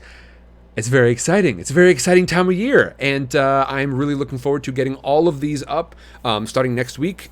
These are... The plan is to have basically all of Book Fair. I may need to nerf 1 or 2 streams for certain things, but basically all of Book Fair is going to be available for every patron at any level, and then as we move away from Book Fair into things into the future, some of the, like, for instance, some of the behind-the-scenes stuff, etc., those will sort of fall into the levels as they are described on Patreon. But any level of Patreon, you will be able to jump in and see all the ones I'm able to post. Basically, anything I'm allowed to post, I will. Jade, thank you a bunch. Jade, I love you. Yes, Jade. Yes, indeed, that is true. Yeah, that's just their standard system. I don't have any control over that. It kind of fits with what Patreon does in general, though. They're really big. They don't do any like one-time donations, etc. They are big on the sort of like ongoing stuff. And frankly, I think if they did become more of a like one-off thing, they would really just the I don't know. I like what they're doing. I like what they're doing. Yeah, I'm hoping so, Jade. I'm hoping so. But, everybody, I hope you're having a fantastic evening, and let us continue with the spookiness. Now, I wanted to grab, like, a random SCP, but instead, let's try the... we can hit the lowest rated pages. I don't think we should do that. Some of these are pretty wild, and some of them are intentionally goofy. I want to say there's, like... underread and underrated. Where is it? There's a specific like crap posts kind of section in here. I don't remember if it's still on here. Not right now. Okay. Now let's see. SCP Tales by Series. I want to say there used to be. Here we go. Joke SCPs, that sort of thing. You can definitely feel free to jump in there and explore those. I want to see the number 1 of all time. I want to see what the best ones of all time are. But I suppose we aren't going to be looking at that right now. Hey, folks, if you see one on this list that you want to check out, just go ahead and holler it out. I'm going to... I will duck over there and we'll take a look at it. I don't necessarily have a strong, like, ongoing plan for how to proceed with this stream, and as such we're kind of loosey-goosey here. I see Marinver has posted something over there. I see you, Marinver. Maybe we can duck in and read 1 or 2 of those before we head on to the next one after this. Okay, let me see. The living room, 12 rusty keys on the door, the skeleton key, the fountain of youth, monster pot, skin worm, the vermin god. Let's see. Obsidian ritual knife. The missing number. Time traveling train. That one sounds pretty interesting. I think I want to try that one. I want to hit up that one next. One is just called Eric's Toy. And then we have got one of the most famous, honestly, of all of them. Kane. SCP-073. This is one of the most famous SCP. It comes up a lot. SCP-073 and then SCP-076 are also, those two sort of go together. There are, I mean, and now we have cleared 100 out of like more than 5,000 of these things. So, as you can see, lots to explore in here. Lots to explore, lots to see. There's a time microwave. The telekill alloy. The sculpture, the original. I don't know what that means. Some of these are like very, very strange. Good home cooking. Cash or ash. The blood organ. Child of man. Grow your own castle kit. Wendigo skull. The Wendigo skull is one that has come up in the past in some interesting stories. I don't want to get into spoiler territory. Okay. Let's see. I think I'm gonna grab the time traveling. That time traveling train is. I mean, that seems like my kind of stuff right there. It doesn't necessarily seem super scary as much as it just seems very interesting. Let's see. The time traveling train, SCP-052. SCP-052. Object class Euclid. Special containment procedures. Although it is not possible to remove SCP-052 from the New York City subway system, its behavior is predictable and allows the Foundation to prevent the public from encountering it. The 59th Street ABCD station is to be closed to the public from 11 p.m. to 1 a.m. on Saturdays and Sundays, under the pretext of track maintenance.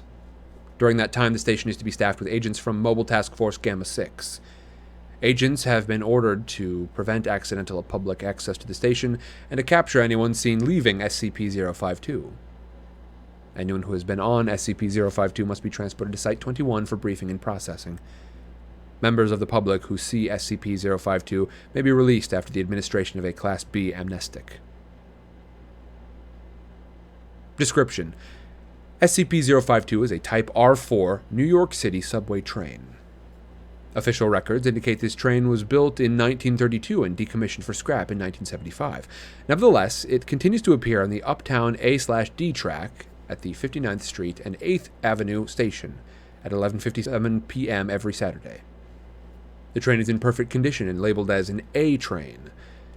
SCP-052 appears at the designated time, opens its doors to accept/discharge passengers for approximately 5 minutes, then closes its doors and disappears. It does not appear to ever contain passengers, except for those leaving the train during its appearance. The majority of subjects that have boarded SCP-052 have not been recovered. Passengers leaving SCP-052 claim to have boarded in various dates, from 1976 up to 2204. The latter claims he thought SCP-052 was a 300th anniversary special train. Subjects retain no knowledge of time on board. Addendum. Passengers leaving SCP-052 must be brought to Site-21 and interrogated to determine their origin and possible threat to the current time stream. Generally, passengers from the past may be given Class A amnestics and reintegrated into society. Passengers from the future must be held indefinitely. See Order 69A1 from 059. Site-21 currently holds 26 recovered passengers. Despite our protocols to prevent public access, we are still receiving subjects from the future. Though some are from alternate timelines, it is possible SCP-052 will begin to appear at another time/place, requiring expanded containment. The Foundation has placed several subjects onto the train in an attempt to understand its activities when not visible. Test 52-1, May 1st, 2009. A single agent. Agent placed on the train. Not recovered as of present date. Test 052-2, June 6, 2009. Agent enters the train. Not recovered, as he apparently returned to 1980 and was killed in a confrontation with... Test 052-3. See notes on recovered passenger 052-4. After test 052-3, O5 Command issued orders that no further agents should be risked as passengers on SCP-052. Consideration has been given to using Class D personnel in their place, but the risk of releasing them into the past is too great. Log of recovered passengers in Foundation custody. Passenger 052-1. Entered train July 14, 2012. Recovered March 8, 2008. Notes. An accountant on the way home from the theater when she entered the train Dash 1 has expressed surprise and dismay to have traveled back in time 4 years, but appears to be otherwise unchanged and unharmed. She's been determined to currently exist in this timeline and must be held indefinitely to prevent unwanted temporal effects. Passenger Dash 2. Entered train June 12, 1976. Recovered March 15, 2008. Notes. Subject entered train when lost on the way to Studio 54. Although unharmed and not a temporal threat, Dash 2 is being held, and the examination psychiatrist believes 32 years is too long a period over which to facilitate successful reintegration. Passenger Dash 3. Entered train December 6, 2014. Recovered June 20, 2009. Notes. A tourist from Jacksonville, Florida. Subject Dash 3 now speaks Albanian instead of English. Held due to O5 orders regarding subjects from the future, as well as possible reintegration difficulties. Passenger Dash 4. Entered train June 13, 2009. Recovered June 27, 2009. Notes. Agent from Test 52-3. Agent returned with his hand surgically removed and a note in his pocket with the message, "Send no more." Subject does not remember his experience on the train, but when subjected to hypnosis, revealed... I didn't get to it in time. Dang it. That's alright, I muddled it anyways. But when subjected to hypnosis, revealed... Passenger Dash 5. Agent. Entered train at unknown future point, in violation of protocol. On July 11, 2009, body of subject was violently thrown from the train, landing 10 meters away. On examination, the subject was found to have been... Whether security should be increased to prevent subject from entering SCP-052 is under consideration. Passenger Dash 6. Claims to be a Level 4 supervisor from the SCP Federation, who entered the train in December 21, 24. Subject had been administered a Class A prime amnestic prior to boarding, in a successful attempt to avoid the fate of passengers 052-4 and 052-5. Recovered February 6, 2010. As he will never be released from Foundation custody, 05 Command has approved sharing otherwise classified information about other artifacts in our possession, in hopes of gaining new methods of confinement and becoming aware of future security breaches. Agent has been cooperative and claims, first, it is good we do not know how to open SCP-699. Subject turned visibly pale and refused to discuss this item further. Next, to be a survivor of the Great Zombie Plague of 2092 caused by an SCP-008 containment breach. Next, that SCP can be killed with an SCP permission to try this has been denied by O5. And finally, that he worked for Dr. Bright. End of article. End of file. Kerfo says, sounds like the Loki series. It does, doesn't it? It does indeed.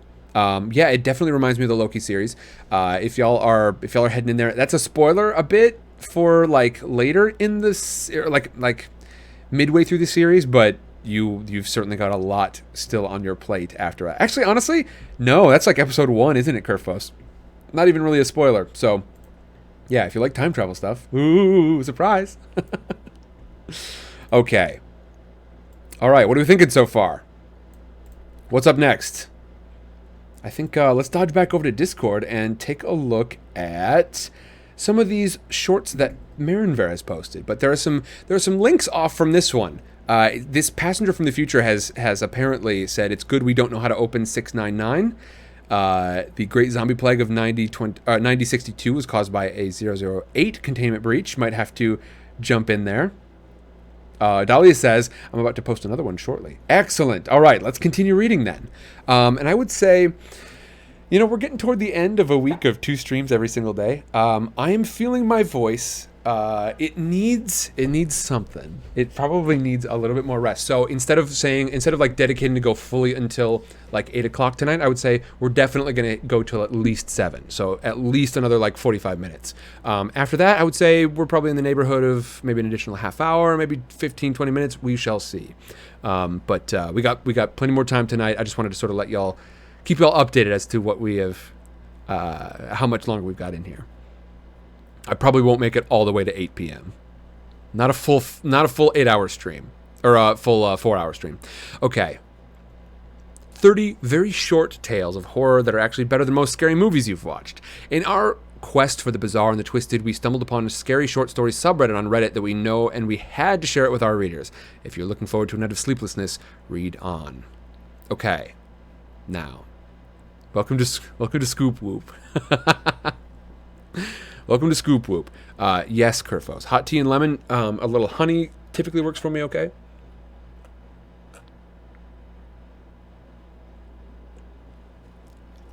But a lot of those, frankly, they increase the comfort level without actually... I mean, my understanding is they increase the comfort level without necessarily providing, like, healing to the sort of distress that's gone on. I think the only real thing, it's a little bit like weightlifting. The actual like lifting process is important, and then the subsequent rest process is also important. So there we go. All right, now let's take a look at this one. Marinver, did you have a specific one from this list that you would have me read? I'm curious, Marinver. Which one did you have a specific one in here, or just you found some stuff online and you were like, hey, I'll chuck this in there. Why not? I'll give it a second here. We've got this new old house. We've got I Hate It When My Brother Charlie Has to Go Away. Guardians. Seeing Red, parentheses, the first day of school. Marinver says, no, I just found them. Okay, in that case, let's roll a die here. Roll a D30. 22. All right. Let's go read story number 22. Here we come, number 22. Let's see. 22. The Twist at the End by AI 1267. Okay, now I'm going to give y'all a warning because... I mean, it's definitely going to get violent in here, okay? As a matter of fact, I'm probably going to, just because I know, like, some folks have kids who will probably spend some time on my channel, I will be putting a notification up on Discord, but I'm probably going to pull this episode early off of Twitch, or at least make it sort of restricted in some way if I can find a good way to do that, because I don't want people to be like, yeah, I'll let my kid come in here and hang out and watch some Percy Jackson, and then, like a week from now, and then have their kid stumble onto this episode. I wouldn't want that. So I may pull this one down a little bit early and make it available for patrons only. Okay. Just found him. All right, here we go, Marinver. I do not know what's coming here, but it's probably going to get pretty dark, okay? Strong warning to you. The Twist at the End by AI 1267. Cradling my 4-year-old daughter in my arms, all I could do was listen as the screaming outside got louder and louder, interspersed with sounds of violence and horrible, wet thuds, the unmistakable echo of muscle and sinew resisting the force that was slowly tearing them apart. It started just 3 days ago. Something happened out there in the world. Before we even got news of what was going on, seemingly half the world is gone. Police and military were unable to stop it. Providing such a short frame of resistance, it's hard to know whether it was real or just a fluke. There was no centralized target, no way to use our most powerful weapons, not without incinerating ourselves in the process. They poured across the world, from wherever it was it started. I heard banging on the door downstairs, and the screams of people being slaughtered, unable to mount a proper resistance against such a force. It doesn't take long before the pounding gives way to splintering and the sound of shattered wood. They're in the house. No more than a moment or two passes before the door to our bedroom starts shuddering. The things I piled against it are holding, for now, but I know, realistically, they're going to manage to come through.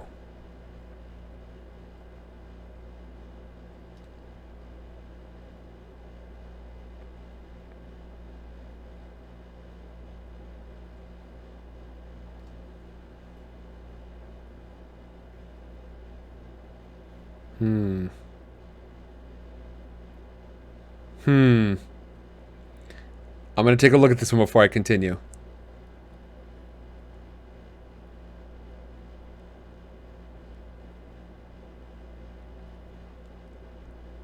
And I know, okay, you know what? You know what? I'm not going to finish it. I'm not going to finish it. And you know what? This is, and Marin Ver, this is not on you. I know you were just like, you looked for one on the internet. This is not your, this is not your fault, but I'm not going to finish this one. It's, I read ahead a little bit. And I was like, I'm not. And that's the thing. Like, frankly, I don't like spend a ton of time reading like horror stories online, but I would probably read this, and it probably, frankly, like I've read plenty on the internet. This one wouldn't disturb me so much more overtly, especially considering like I got about halfway through and I knew where this was headed. But yeah, no, it's just like I don't know. I feel weird reading it on stream, so I'm not gonna do it. This one's too much. This one's too much for me. Okay, maybe we can hold on. Maybe I'll just I'll do it because I can skim real quick. Maybe we can find one that works a little bit better. I'm seeing a lot of these that could very well come from like 2-sentence horror or whatever it's called.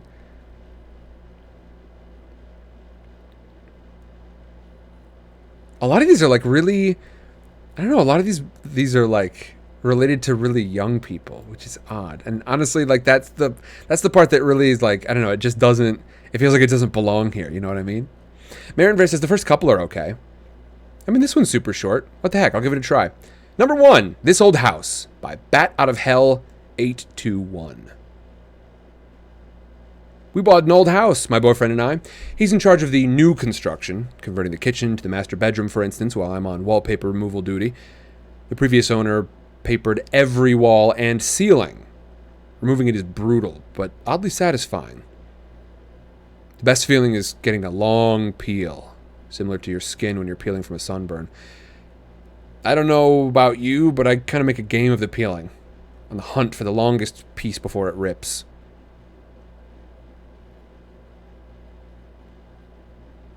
Under a corner section of paper, every room is a person's name and a date. Curiosity got the best of me one night when I Googled one of the names and discovered the person was actually a missing person. The missing date matching the date under the wallpaper. The next day, I made a list of all the names and dates. Sure enough, each name was for a missing person with dates to match. We notified the police, who naturally sent out a crime scene team. I've heard one text say, "Yep, it's human." Human? What's human? Ma'am, where's the material you removed from the walls already? This isn't wallpaper you were removing. Oh, gross. Gross. Gross and weird. Gross and weird. But, fortunately, not so much like, I don't know, I think the ones that I really, like, the ones I'm not sure about reading on here are the ones that need, like, especially strong content warnings. I feel like are the ones where it's, like, just a regular sort of sane person doing terrible things to someone. Those are the ones I really hate. Because if like zombies and stuff, like I can read all the way through that. If we're talking you know, crazy animals like this one. This one's got a big old ant on it. That one, like, we could probably figure out, but I don't know. Louis says, spooky yuck. Perfect for October. Indeed. Very pooky. Talia says, okay, the new submission I threw in is ready. Okay, let's see it. Dahlia says, be sure to click the expand button under the Holders series universe description. It's a huge collection of short stories called the Holder series. Unknown author. They don't need to be read in any particular order. The genre includes place, ritual / instructions. I see. No problem, Marin Ver. No problem at all. I think maybe we'll jump back to this one when we find another one, or like if we need another one. But yeah, Marin Ver, thank you very much. Again, this design on you. I just happened to roll up. Frankly, here's whose fault it is. Rolladie.net. Throw that 22 at us. That's whose fault it is. because you found a pretty good list. I mean, that's exactly the sort of stuff we're looking for. And honestly, I think the fault is rolladie.net and Sam. Sam for saying, hey, we're going to do a super scary story, but we're going to do random, like, unvetted super scary stories. We're going to do a whole stream of, like, unvetted scary stories. That was probably my bad. And this is why, like, for whatever reason, all of my streams end up being, like, more high prep than usual. Than, like, your average streamer. I don't know. I don't really mind, though. All right. The holders list. And you said expand. Make sure to expand. There it is. Aha. Indeed. Now, do we know which one we need to grab? They don't need to be read in any particular order. All right. Are there really over... Oh, my good God. Judas. There are 166 of them. Okay. Dahlia says, I'll moderate this channel to find a way of marking posts as approved for streaming. We honestly, in the future, we'll probably just... I will... If we do one of these in the future, first of all, if y'all want to send in spooky stories as sound bites, we will go ahead and... Remember, though, that is open to any patron at any level. Just the level will determine your word count. Every single month, you can send stuff in. And if you want spooky stories to be that kind of thing, I will certainly do it. This way we can sort of like I can sort of vet those beforehand, and if I tell you like I can't do this month, I'll catch up with you again and we'll figure out a different thing for me to read for you that month. But yeah, I think just in general, like, I end up with a little higher prep than the average streamer, and I'm okay with it. Let's see. You know what? For whatever reason, the holder of the map caught my eye. Oh, it is pretty short. Not bad at all. The holder of the map.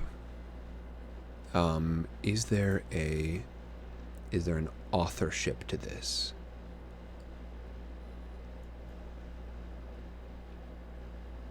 No, you said they were anonymous. It's unknown, didn't you? Okay. All right. Oh, good. Good. I did definitely lose it. There we go. Holder of the map, number 70. In any city, in any country, go to any mental institution or halfway house you can get yourself to. When you reach the front desk, ask to visit someone who calls himself the holder of the map. The man or woman will not look up from their reading materials. Memorize the page number. Repeat yourself firmly. The man or woman will look up, annoyed. They will make a snide comment. If you hear another moron, you have found the right place. If there is any other comment, he will lie to you. The man will then start by giving you instructions. You will not be able to write them down no matter how hard you try. If you do not follow the instructions exactly, you will get lost. You will find yourself outside the institution. This will be the worst fate you can imagine. If you follow the directions, you will hear the sound of an infinite number of hands writing. The sound will increase as you near your goal. Should this ever stop, breathe deep and yell any information you have about where you started at, including your directions on how you got there. The writing should start up again. If it didn't, you'll have to go back to where you began and start again. Don't get lost. At the end of the directions, you will see a door with an electronic lock. The numbers are stained with blood. Stop immediately, and you will hear a giggle. Do not turn around. A voice will start speaking under the now deafening sounds of quills on paper. Ignore it and whisper one question. Where will I end up? He will go into grotesque detail about an ancient battlefield. At the point when he stopped talking, input the number of the page the receptionist was reading from. You will wake up in the nearest church to the institution. You will be lying on a map. The map is object 70 of 538. It will guide you anywhere you need to go, but not to the location of the other pieces. Interesting. Okay. And Dahlia is saying to check out the sort of main page here. The holders list. I probably should have read this first. The holders list. Wait. Oh, okay. Hold on. No, yeah, this is okay. The holders list. In any city, in any country, there is a mental institution or halfway house you can try any of these in. There were 2,538 of these objects, but 2,000 were lost. The remaining 538 must never come together. Ever. These stories have been gathered from various sources, many of which are questionable at best, but they all follow a similar thread. They tell the tale of a number of objects which, when brought together, will bring about horrendous consequences, details of which drive most people mad. The veracity of the stories is always in question. This is how it is intended to be. Nobody really knows if these objects are real or if they are indeed a set number of objects that will exist in the world, that yearn for a reunion with their kin. Speculation runs rampant. Part of what makes the Holders stories so enticing is the possibility that any person could go into a special institution, ask to visit a holder, and be forced to undergo a test of power to earn an object. The objects, while powerful and fearsome, lack the ability to freely gather together of their own volition, and so have called forth in need of certain individuals. These people become seekers. Their stories as twisted and damned as the objects themselves. These seekers have sought out for three main reasons: to seek power, to seek reunion, or to seek separation. Their goals are known to mutate and change them into villains and monsters, but we can only hope that one with a just heart will prevail over these foes. There may very well be a reason why you've come across this site, dear reader. Perhaps the objects are calling. And this is Generation 1 holders, which makes me wonder if there may perhaps be additional generations. Here is a complete list of the holders in the first generation of the Holders series.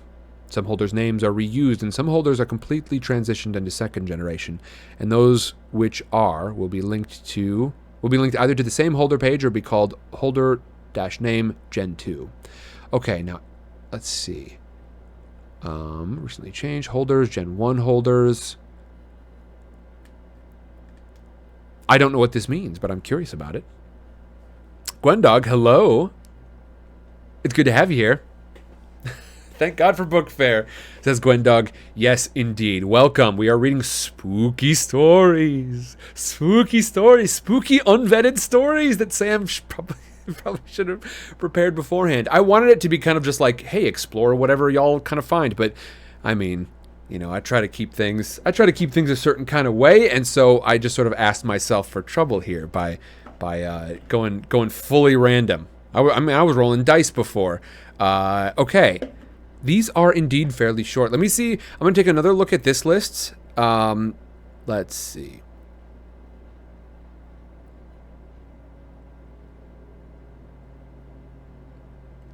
I like this one. Okay. This one should work okay for us. And if you're wondering, yes, I did just skim the thing. The Timekeeper by Gridster 2. Marin Vera, thank you very much for sending this list over. He had been given the watch on his 10th birthday. It was an ordinary gray plastic wristwatch in every respect except for the fact that it was counting down. That is all the time you got left in the world, son. Use it wisely. And indeed he did. As the watch ticked away, the boy, now a man, lived life to the fullest. He climbed mountains and swam oceans. He talked and laughed and lived and loved. The man was never afraid, for he knew exactly how much time he had left. Eventually, the watch began its final countdown. The old man stood over everything he had done, everything he had built. 5. He shook hands with his old business partner, the man who had long been his friend and confidant. 4. His dog came and licked his hand, earned a pat on the head for his companionship. 3. He hugged his son, knowing that he had been a good father. 2. He kissed his wife on the forehead one last time. 1. The old man smiled and closed his eyes.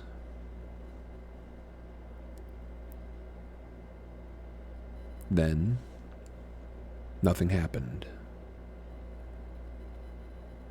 The watch beeped once and turned off. The man stood there, very much alive. You would think that in that moment he would have been overjoyed. Instead, for the first time in his life, the man was scared. That was by Gridster 2. And hey, that was a good one. That was a good one. I like that one a lot. That was very good. As a matter of fact, I would love to see a longer version of that. It kind of reminded me, I was actually talking to Cass kind of recently about this. Like, I think it would make sense, especially if we could sort of destigmatize the whole thing, if people just decided how long they were going to live for. Of course, it would require like a lot of people to kind of get on that bus, but like, consider the peace that this person is experiencing right now. I think people could really feel that same sense of peace if, when they were like in their 20s, just pick a birthday, pick a time somewhere in the future, probably after retirement, I imagine, and that way, I mean, you can do things like coordinate with loved ones, and so that people don't sort of live out in sort of misery in certain times, or solitude, you know, being away from the people that they love. I think it would make sense. Now, of course, we're getting into some like fairly sticky philosophical territory here, but I think that system could serve people well.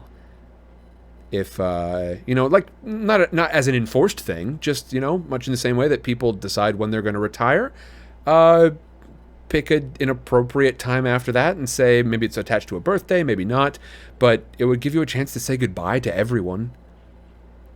I know we've gotten into kind of an odd territory here, but like this timepiece thing, like I said, Marinver, thank you for presenting this. I know I had to skip one, but like, you found me a good list here. I think it would be peaceful. Crow says, to know when they are going to die would cause most, I think, to actually sit and truly contemplate their lives and what they're going to do with it. I think so. I think, and they would know when it's coming. At the very least, they would know sort of like when the end is. And it's, again, not an enforced thing.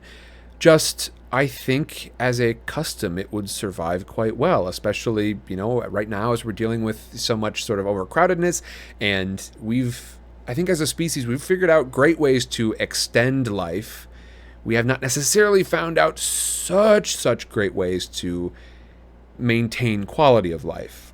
And as such, I think it would cause people to contemplate their lives. I think it would cause people I think it would cause less sort of fear of that era, that constant wondering of like, when am I going to go? And because you've decided, and maybe it would be earlier than that. Of course, no accounting for that. I'm not talking about some sort of weird like magical world, but you know, you can decide that you're going to say goodbye to everyone, and that you're going to have. You will know when you are going to want to have everything accomplished by, instead of just sort of a mad rush into the darkness, into a fog that may devour you at any time. Crow says, what if you could choose how also?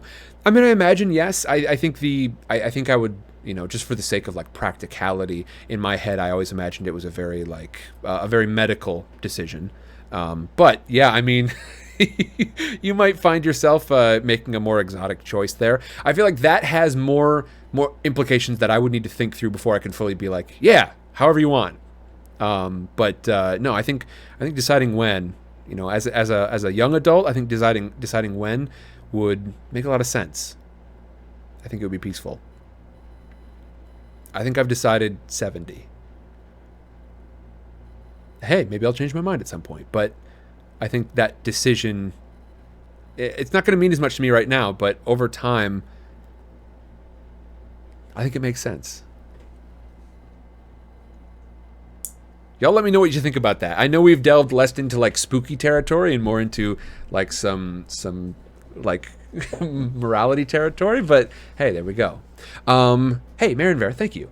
Let's see. And I believe we've got I want to we can just bounce back and forth between a couple of these lists now. I want to read another one from this Holders series, Dahlia, because this is short, it is sweet, it's to the point, it is not particularly like, it's not crazy dark or anything, and I think it's gonna allow us to continue this little tradition tonight.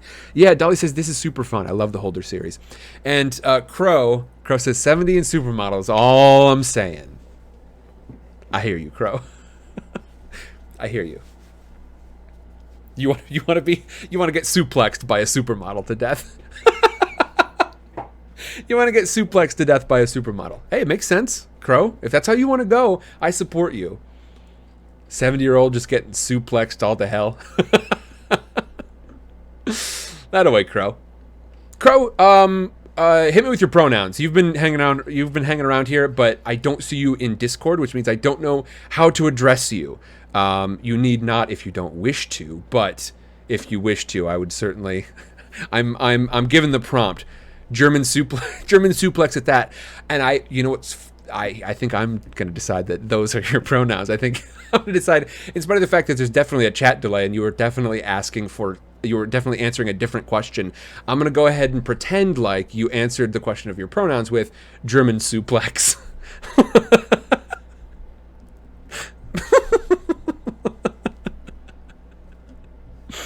Oh boy. Oh boy, oh boy, oh boy.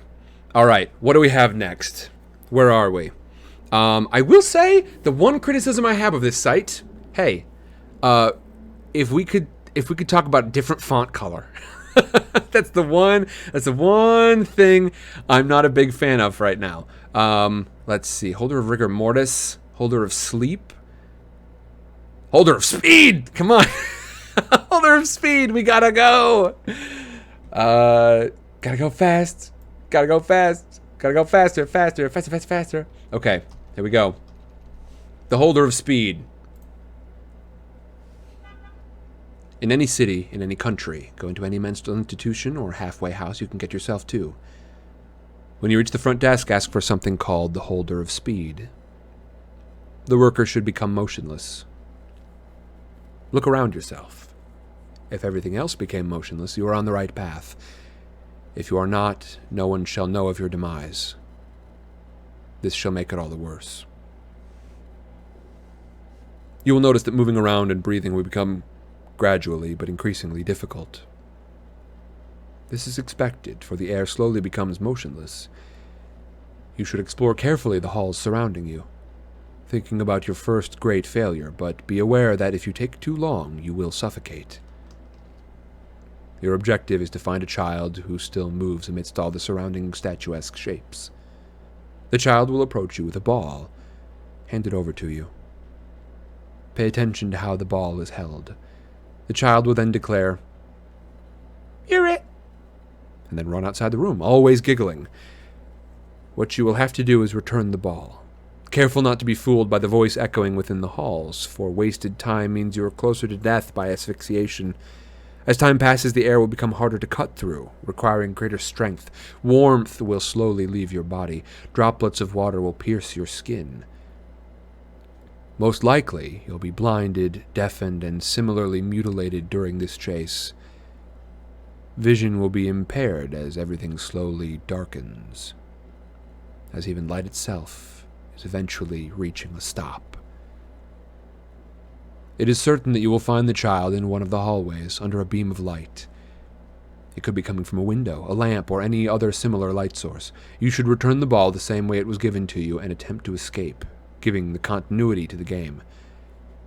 If you succeed, the air won't be heavy anymore. You will notice every place you ran past will be damaged to some degree. Depending on where you finished your ordeal, you may have to give many explanations to the faculty's administration and somehow avoid imprisonment. If you failed, the child will once again hand you the ball as soon as you are reached. He will then again declare, "You're it," and dash through the corridors. You will probably die, pierced by the air's humidity and suffocated before you can reach the infant a second time. Your newfound agility is object 32 of 538. Mentioning the child to others will earn you at first scorn and ridicule. To mention him a second time is to invite your demise at the hands of everyone in earshot. If you're lucky.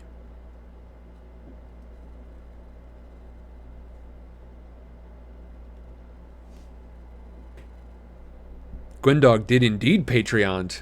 Gwendog Patreoned in a big way, as a matter of fact. Gwendog went ahead and upgraded. Excuse me. No, Gwendog is in there at 10. For whatever reason, Gwendog and Good Courage. I think it's just the G's, the G's with the camel-cased words together. But no, Gwendog is indeed in there. I see you, Gwendog. Hey, thanks for joining. I appreciate you. We did. I did the whole Patreon parade earlier today, but thank you for jumping in. I appreciate it. I hope work went well as well. And right now we are going through some spooky stories. We are going through spooky stories on the internet. Marinver found a good set. Dahlia found a good set here. I've of course got the SCP Foundation put together. What does that even mean? I have found some good articles here on the SCP Foundation, some good files to read through. So we're kind of bouncing back and forth around the internet now. We just read The Staircase before, but we've got these time travelers that are jumping off this train, and it sounds like there might be some related SCP stuff. I kind of want to, let me see what this Tales gets us. Let me see. We want random tale, probably not random tales. I'm going to open this link in a new tab to find out what the Tales Hub is like. Welcome to the SCP Foundation Tale Hub. The contents of this page are currently unclassified. Personnel are reminded that certain files within this hub may be subject to various classifications, and that verified credentials may be necessary to access the files. This archive is designed to organize the Foundation tales by author name, such as organized alphabetically, etc., etc. Let's see. The Canon Hub. Primary navigation node. Tales by title, tales by author, miscellaneous. Tales by date, that's probably not what we want. I think dedicated personnel, various series hubs. I think let's just go by title here. Tales by title. Here we go. Now, one thing that this does not give us, which I think would probably serve the SCP Foundation well, just this wiki and this community, would be a ratings section. But then again, I think this is probably contributed to a lower degree of consolidation of influence. You know what I mean? Sometimes sites like Reddit or something, they will sort of get they'll end up with power users and stuff because of the rating system. So maybe it's good that this stays this way. I'm sure they have got, they've been around for a long time, so I'm sure they've got an idea of what they're trying to accomplish with this. What do we think? I will say I could use a length descriptor because I don't know what I'm getting into. You know what? You know what? No, that's got a pun in it. That seems like dangerous territory. A beautiful machine I made. How long are we talking here? You know what? That's short enough. I'm going to give it a shot. Let's see what it sounds like. A beautiful machine I made. Working for your life's passion sure is hard sometimes. Work, design, work, test, redesign, work. Get up at 5 a.m. Check the schematics. Check the materials. Go buy materials. Get the hammer. Get the circuitry going. Slam a reality anchor somewhere in there to keep shit from going bonkers. Request energy input for today. Request rejected. Ask again. Argue. Stop from choking them out. Work until 12 a.m. Sleep. Get up at 5 a.m. Oh, but it's been great today. Today I woke up happy, in fact. Like I knew I was finishing. My very own goddamn spontaneous generator for spontaneous generation of matter. Damn, I would have put on a lab coat if I had one. Well, not actually generating matter. It's actually taking it from somewhere. I've made it take matter from some random universe and organize it into a blueprint that I design. See, it's fascinating how that kind of transportation works. The very small, tiny quarks just pop out of their universe and now they're here. And then it's like I'm a conductor commanding my very own orchestra. But not just some predefined instruments. I can make my own on the fly. Even put out some that I imagine myself. And then these instruments will sing my very own melody that I made for that exact moment, and my views will come into being, my dream to reality, as if descending from heaven itself. It was beautiful. If you'd seen it, you could feel the electrons running through the wires to my machine. Every single one running from atom to atom to atom to atom until they went in, sucked in by my masterful design. They danced to my orchestra, further powering the beautiful sound. If you had just seen those beautiful wires. At first I threw them randomly, for they were only a means to an end, but then I started seeing it. Such beautiful shapes tangling around themselves, from order to chaos to dancers to my song, and there were so many. I heard 13 gigawatts dance to my song, like beautiful swans. And the board. You should have been there. 15 buttons I made and 17 smaller ones, 6 levers and 3 smaller ones. Feeling like a demiurge, I mastered the very strings of my own creation, able to create truth from fantasy, from thought to being, orchestrated life if need be. I remember that exactly. I put the schematics in the thing where schematics went. I haven't named it. It's like a circuit board in which you plugged one of these, I don't know the name, like a metal rod with everything but the tip covered in some plastic. And you plugged in the tip, and then the information inside came out. Damn, why do I feel like this is overtly sexual? That metal rod must be pretty premature, although it serves perfectly for my creation. And then very thought itself is visible in the circular screen for me to give it the last touch. Like, imagine that. The emitters, every one a smaller portal, bringing in their load like trucks to perform my grand design, masterful as no other. Then the load would enter my field of influence, and exerted through magnetism and gravity, they come along to play my song. It was like a party. Yes, people from different countries and dimensions and universes coming and dancing and playing my instruments, and then the anchors, which, mind you, I made myself, would be guards in case pesky conflict came in. 2 different parties, one of playing instruments and the instruments dancing, and the other of very sound itself having its own party for my delight. That moment in which I pulled the last lever, when this very thought came to be, oh yes, when the party began, when it all came together. But let's go back for a moment. So I came into my own office, repurposed for my grand machine. There are notes on the ground. I won't read them. Surely the higher-ups would take away my tools and toys because it was too dangerous. I checked the machine one last time, making sure every nut and bolt stood in its place, ready to serve my orders.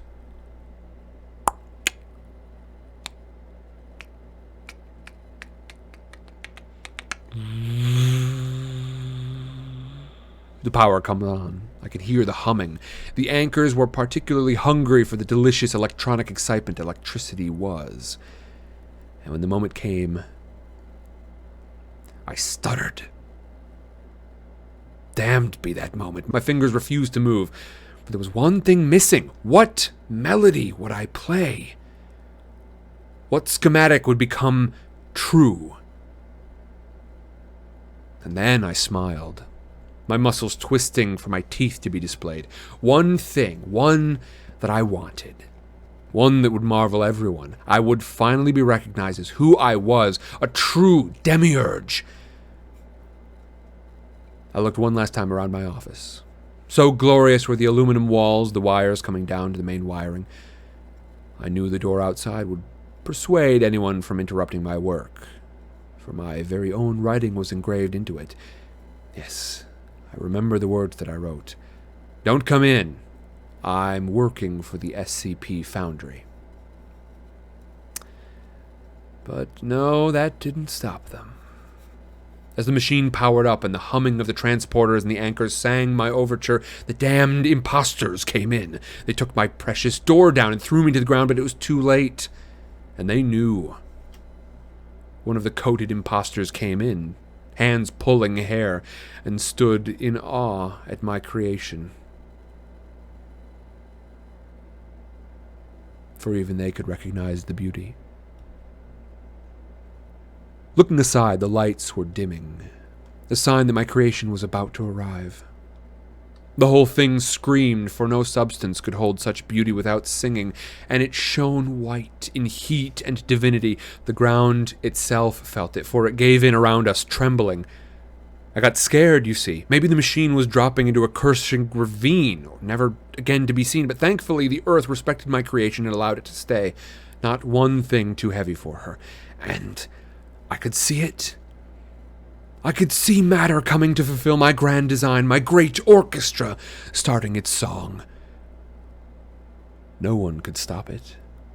No one could. And it shone stronger. So much it outshone the sun for a few minutes. And finally, my grand design made itself seen, coming to reality from my own imagination.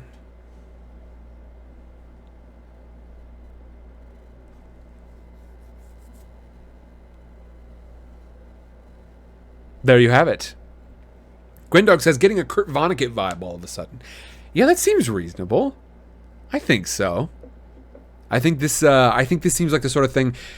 This is, I think, probably somebody who works at the Foundation who has not maintained a great deal of mental strength. Their mental fortitude has suffered under the great demands placed on it by the Foundation and its work. I'm not sure if this one can be rescued.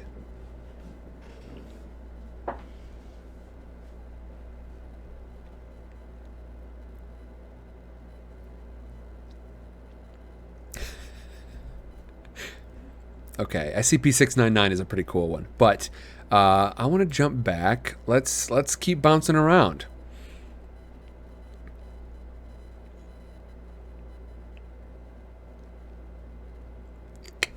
I'm skimming through this one because Marin Ver found a pretty good set of creatures. I think I said creatures, didn't I? Marin Ver found a pretty good set of stories. I said that while I was skimming through one of the stories to find out if it was going to be appropriate, but I did definitely say found a good set of stories. Also, what on earth is going on over in the sidebar here? Just a lot of wild stuff over in the sidebar. Oh boy. I don't know. I'm not seeing one off the top of my head. I'm not seeing an immediately immediately grabbing one. Recent activity. You know what? Let's read the most recent change here on this site.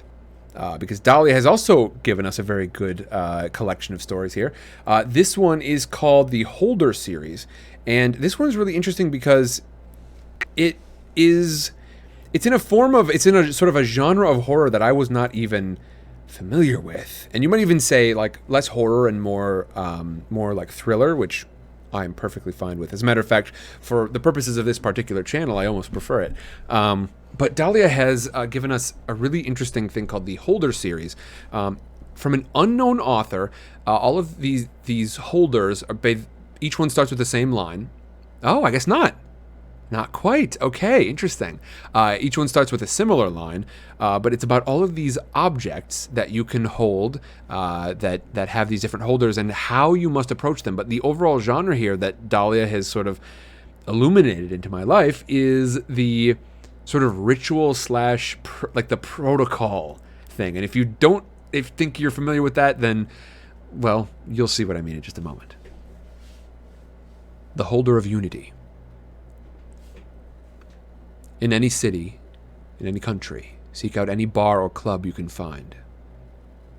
Upon entering, ask an occupant to show you the Holder of Unity. They will freeze for just a moment, and their eyes will glaze over. They will walk silently to the nearest wall, knock 7 times, and turn away.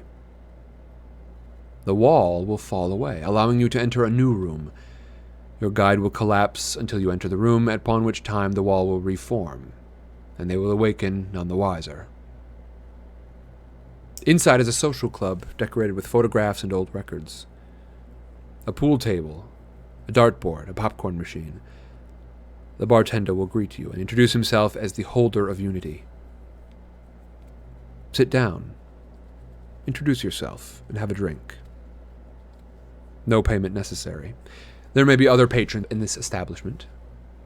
They are other seekers, taking a short respite from their respective quests. This place is a safe haven for your kind.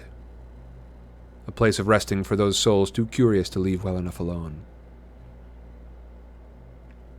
The bartender will explain that you have now entered this club, and you may enter at any time, from anywhere, so long as there is a wall nearby. 7 knocks, and it will fade away, allowing your entrance. What's the catch, you may be thinking? There is no catch, he will say. I'm just an old man, happy to have some company. Use this place to coordinate, compare notes, inform, and gather information. If you seekers wish to gather the objects, you must work together to a point. Make allies. Foil enemies. Relax and take a break. But you mustn't ask how the bartender restocks. The building in which this club resides is Object 152 of 538, and it is destined to be the epicenter of the great catastrophe wrought by the gathering of the objects.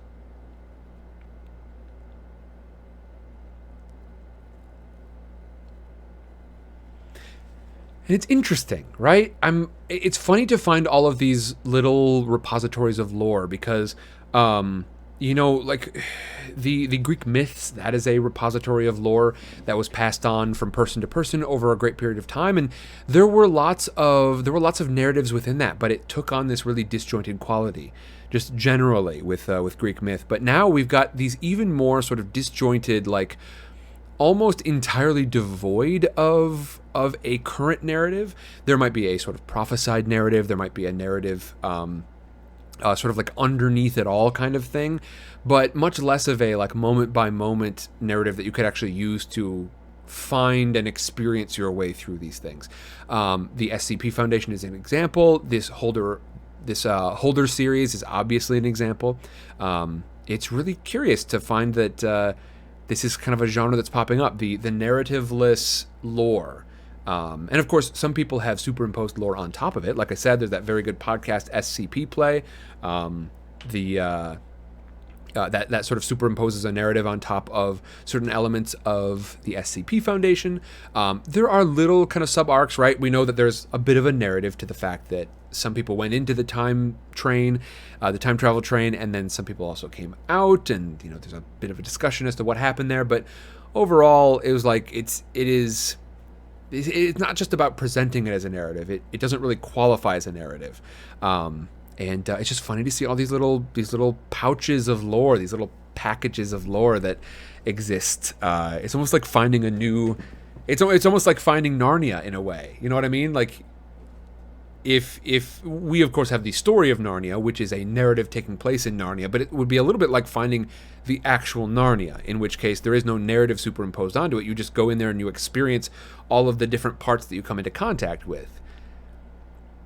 These are kind of similar, right? You discover this new thing out in the world, like this Holder series, which I'm probably going to find myself reading more of, SCP, etc., where they are unified, but they're not unified by narrative.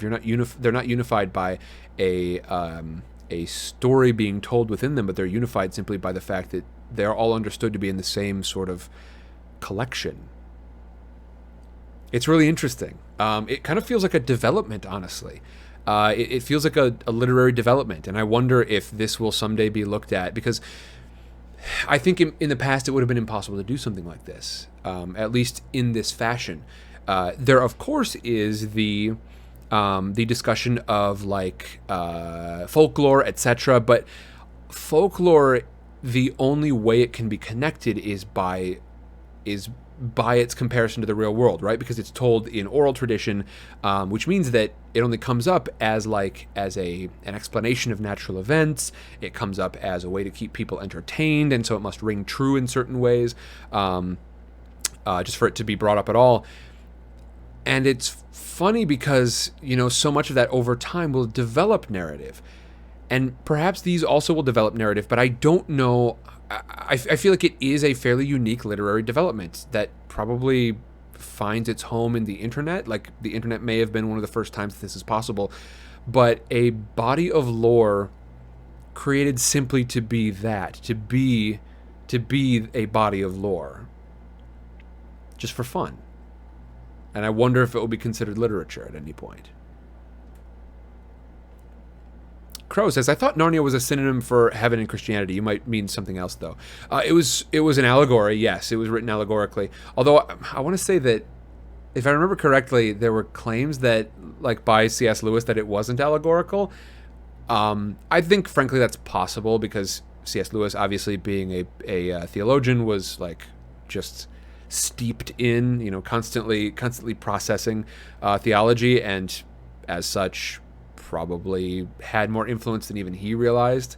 He might have been one of the folks who are most blind to the influence of Christianity in his books, just because he was so close to it in general. But yes, Narnia, absolutely a allegorical. But what I meant by that was simply that there is, reading the books of Narnia, you're reading a narrative.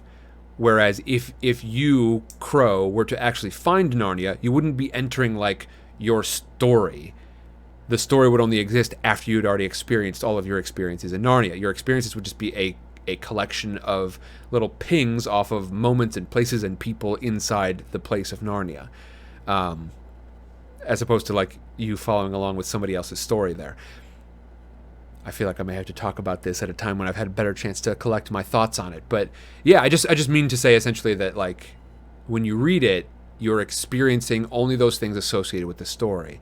If you were to actually go there, it's a little bit like finding these places, these repositories of lore, because you are very organically moving from one of these things to the next and experiencing them in a non-narrative fashion, which is to say there's no arc to our exploration of the Holder of Unity series. There's no arc to our exploration of the SCP Foundation. We just sort of find these things, experience them, and move on to another thing. It's very weird. And even weirder is the fact that my pronunciation is going even more quickly than my voice is. I think I've got a bit of a stutter almost, which is funny for someone who streams, especially streaming reading out loud, but it's possible. It's just my brain saying hey, take a break here. And as such, I think, folks, that I'm going to read one more. I think this Holder series has served us pretty well, so I think I'm going to read one more of these, and then I think I'm going to call it for the night. I think that's going to be it for this evening. And don't forget, folks, tomorrow is the last day of Book Fair. That feels weird to say. Fortunately, it's not hitting me so hard right now. I'm sure, I got my first hit yesterday when I realized during our first stream yesterday, oh, I'm already past the halfway point. But even more so, I'm probably going to get hit really hard tomorrow when I realize, this is it. This is the last day. Jade says, how do you feel about Dean Koontz? I don't remember. Dean Koontz. Let me find out, because I recognize the name, do not remember what he wrote. We're talking The City, a novel. We're talking Jane Hawk. I've seen some of these, but I don't think I've ever read any of them, so I don't know. I do not know.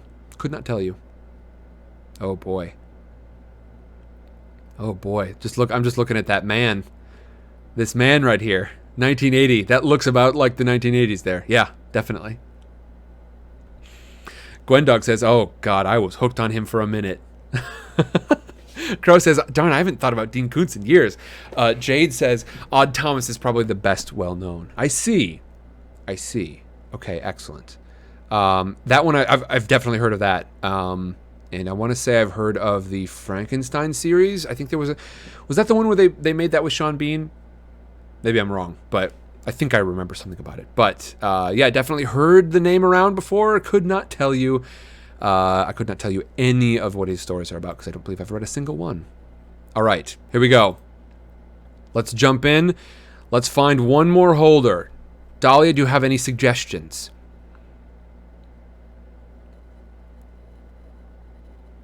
What do we think? I think the holder of the odds. Okay, good. I was hoping it wasn't going to be a super short one. I want to go out on a good one. So, everyone, thank you for joining me here today. I think this is going to be our last story, but don't forget, y'all, we have got Book Fair running for one more day. As I mentioned, I don't know if it has to be today is the first, so I don't know if you have to be a patron by today in order to get in order to take advantage of the merch stuff going on. Like I said, I'm going to be moving it after Book Fair up to the suggested tiers rather than the put the slider down as low as it'll go tier. But you may want to head over there tonight. I'm going to find out at the same time that you do whether or not that is the case. And y'all, I have had a great week thus far. Let us continue it tomorrow. One day more, another day, another destiny. It's never-ending road to Calvary. It's going to be fun. We are going to be reading the Animorphs tomorrow in the AM and tomorrow in the PM. I want to hear your voices. We're going to go hang out over on Discord. I am going to be streaming it, but we're going to hang out on Discord, and we're going to be reading scenes from the musical Clue. Musical? Is it also a musical? No. Anyway, the stage play Clue, we're going to be reading that, and I want to hear your voices. I want you to be in there. I'm going to let y'all sort of like, we may switch off scene by scene or go just for a while, like, with a few different people in there, but I want to hear your voices. I, of course, will do performance if we're like short on people or if y'all want me to, but in general, I'm kind of imagining I'm just going to sort of read the narrator bits and y'all are going to get to do most of the voicing. So, yeah, I'm going to go ahead and step away, just in general. Gundog says a little Alfie Bow for the stream. Yeah, I was listening to Alfie Bow last night. I listened to Alfie Bow and, what was his name? They were doing a duet version of You'll Be Back from Hamilton.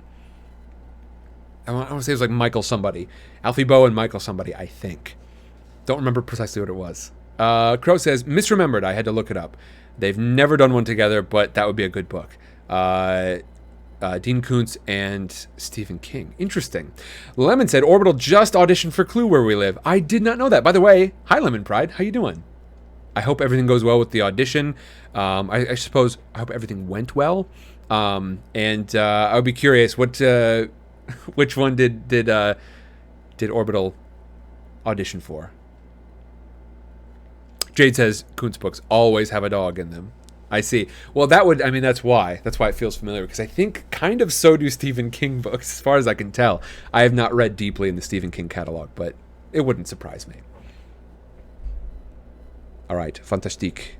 Y'all, thank you for joining me. We're going to read one more spooky story. This is from the Holders series on Wikipedia. We have got a Spooky Stories channel over in Discord that I'm probably going to leave up for kind of the month of October if y'all wish to post spooky stories. Dahlia's got some rules put in there. Thank you, Dahlia, of course. That I think is going to make that run much more smoothly. Put links, put the full text if you wish, etc. Dahlia actually worked on that while I was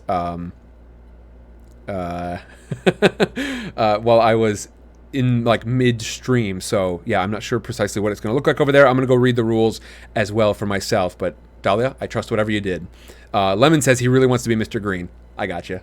I think he would be an excellent Mr. Green, Lemon Pride. And you can tell him I said so. You can tell him I said it. I got nothing to hide. Crow says, I miss my Anne Rice collection from high school. Anne Rice is actually one that I'm not familiar with in the least. Heard the name? Don't even know. I don't know nothing about any such series. All right, folks. I can feel my brain, I think, starting to melt out through my nostrils. So let's embark on this final story for the evening. I can't even speak English anymore. It's so wild. The Holder of the Odds. In any country, in any city, go into any hotel casino you can get yourself into. Go to the front desk and say that you have a reservation for someone calling himself Holder of the Odds. The receptionist should give you a surprised look and start addressing you as if you were royalty. She should give you a gold coin, with each side having a beautifully engraved sign as if a letter from an unknown language. If you receive anything else, then you must start running. May they have mercy on your soul should you even steal a glance behind you. Don't stop moving. If your legs give out, then crawl. Make sure that before you pass out from exhaustion that the last thing you're doing is moving forward and never looking back. You know you're safe if you're at the same place you passed out the next day. If you receive the gold coin, it'll be your last chance to look back. If your knees fail, you may return the coin to the receptionist and respectfully take your leave. If you are determined, proceed to the elevator. Make sure that you're alone when you get in, and before the doors close, you must flip the gold coin. Fail to do so, and your elevator will move on its own. Resign yourself to your fate as you feel the elevator going down endlessly, down to the hellish heat of the depths of the earth. If you succeed, you will notice that there are 2 other buttons on the elevator panel with designs similar to the sides of the coin. Push the button of whatever sign came up after the coin flip. If you're lucky, then the side that comes up from the coin flip will be the right side. There's no way to determine which side is the right side, and only those who are truly destined to finish this journey or are extremely lucky chance upon it. No one knows what happens to you when you push the wrong button. If you push the right button, you'll be taken to a floor on the hotel that was never supposed to be there. Then the doors will open, and you will see the most luxurious of suites.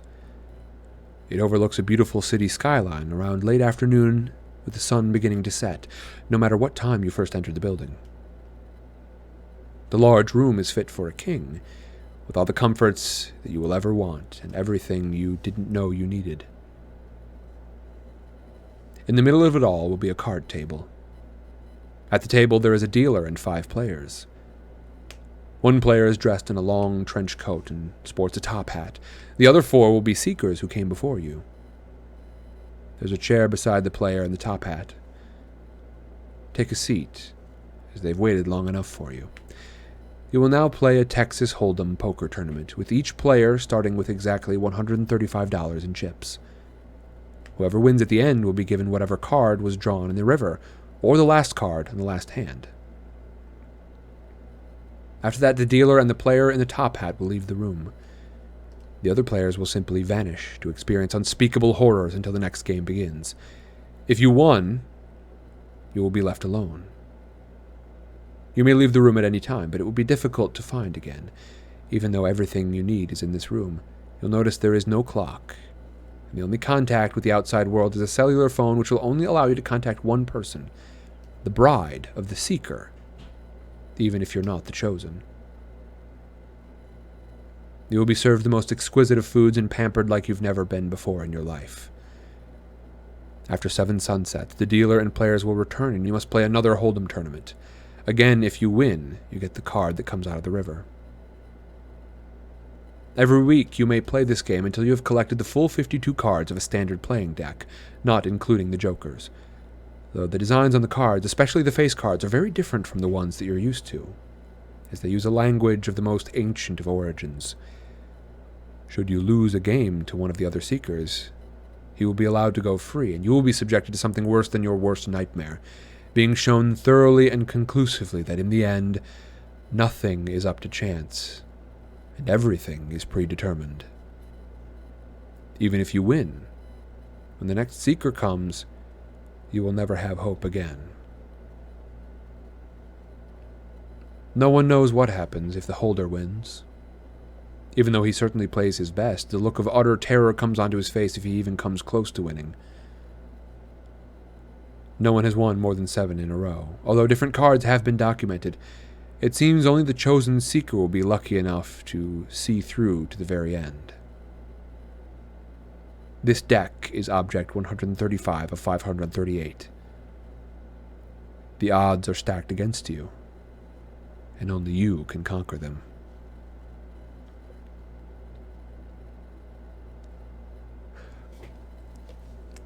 Crow, I was going to say exactly that same thing. First of all, it does sound just like great anime fodder, doesn't it?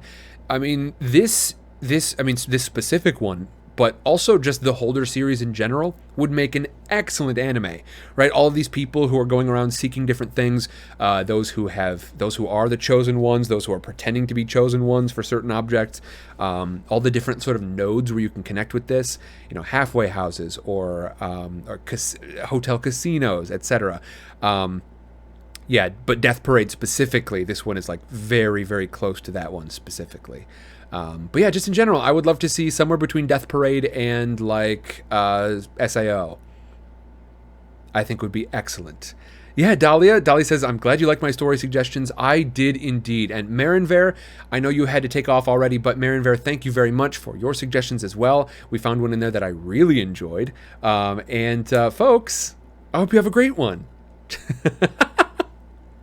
Gwendog says, thanks, Sam, and check out Alfie Bow at Trentum.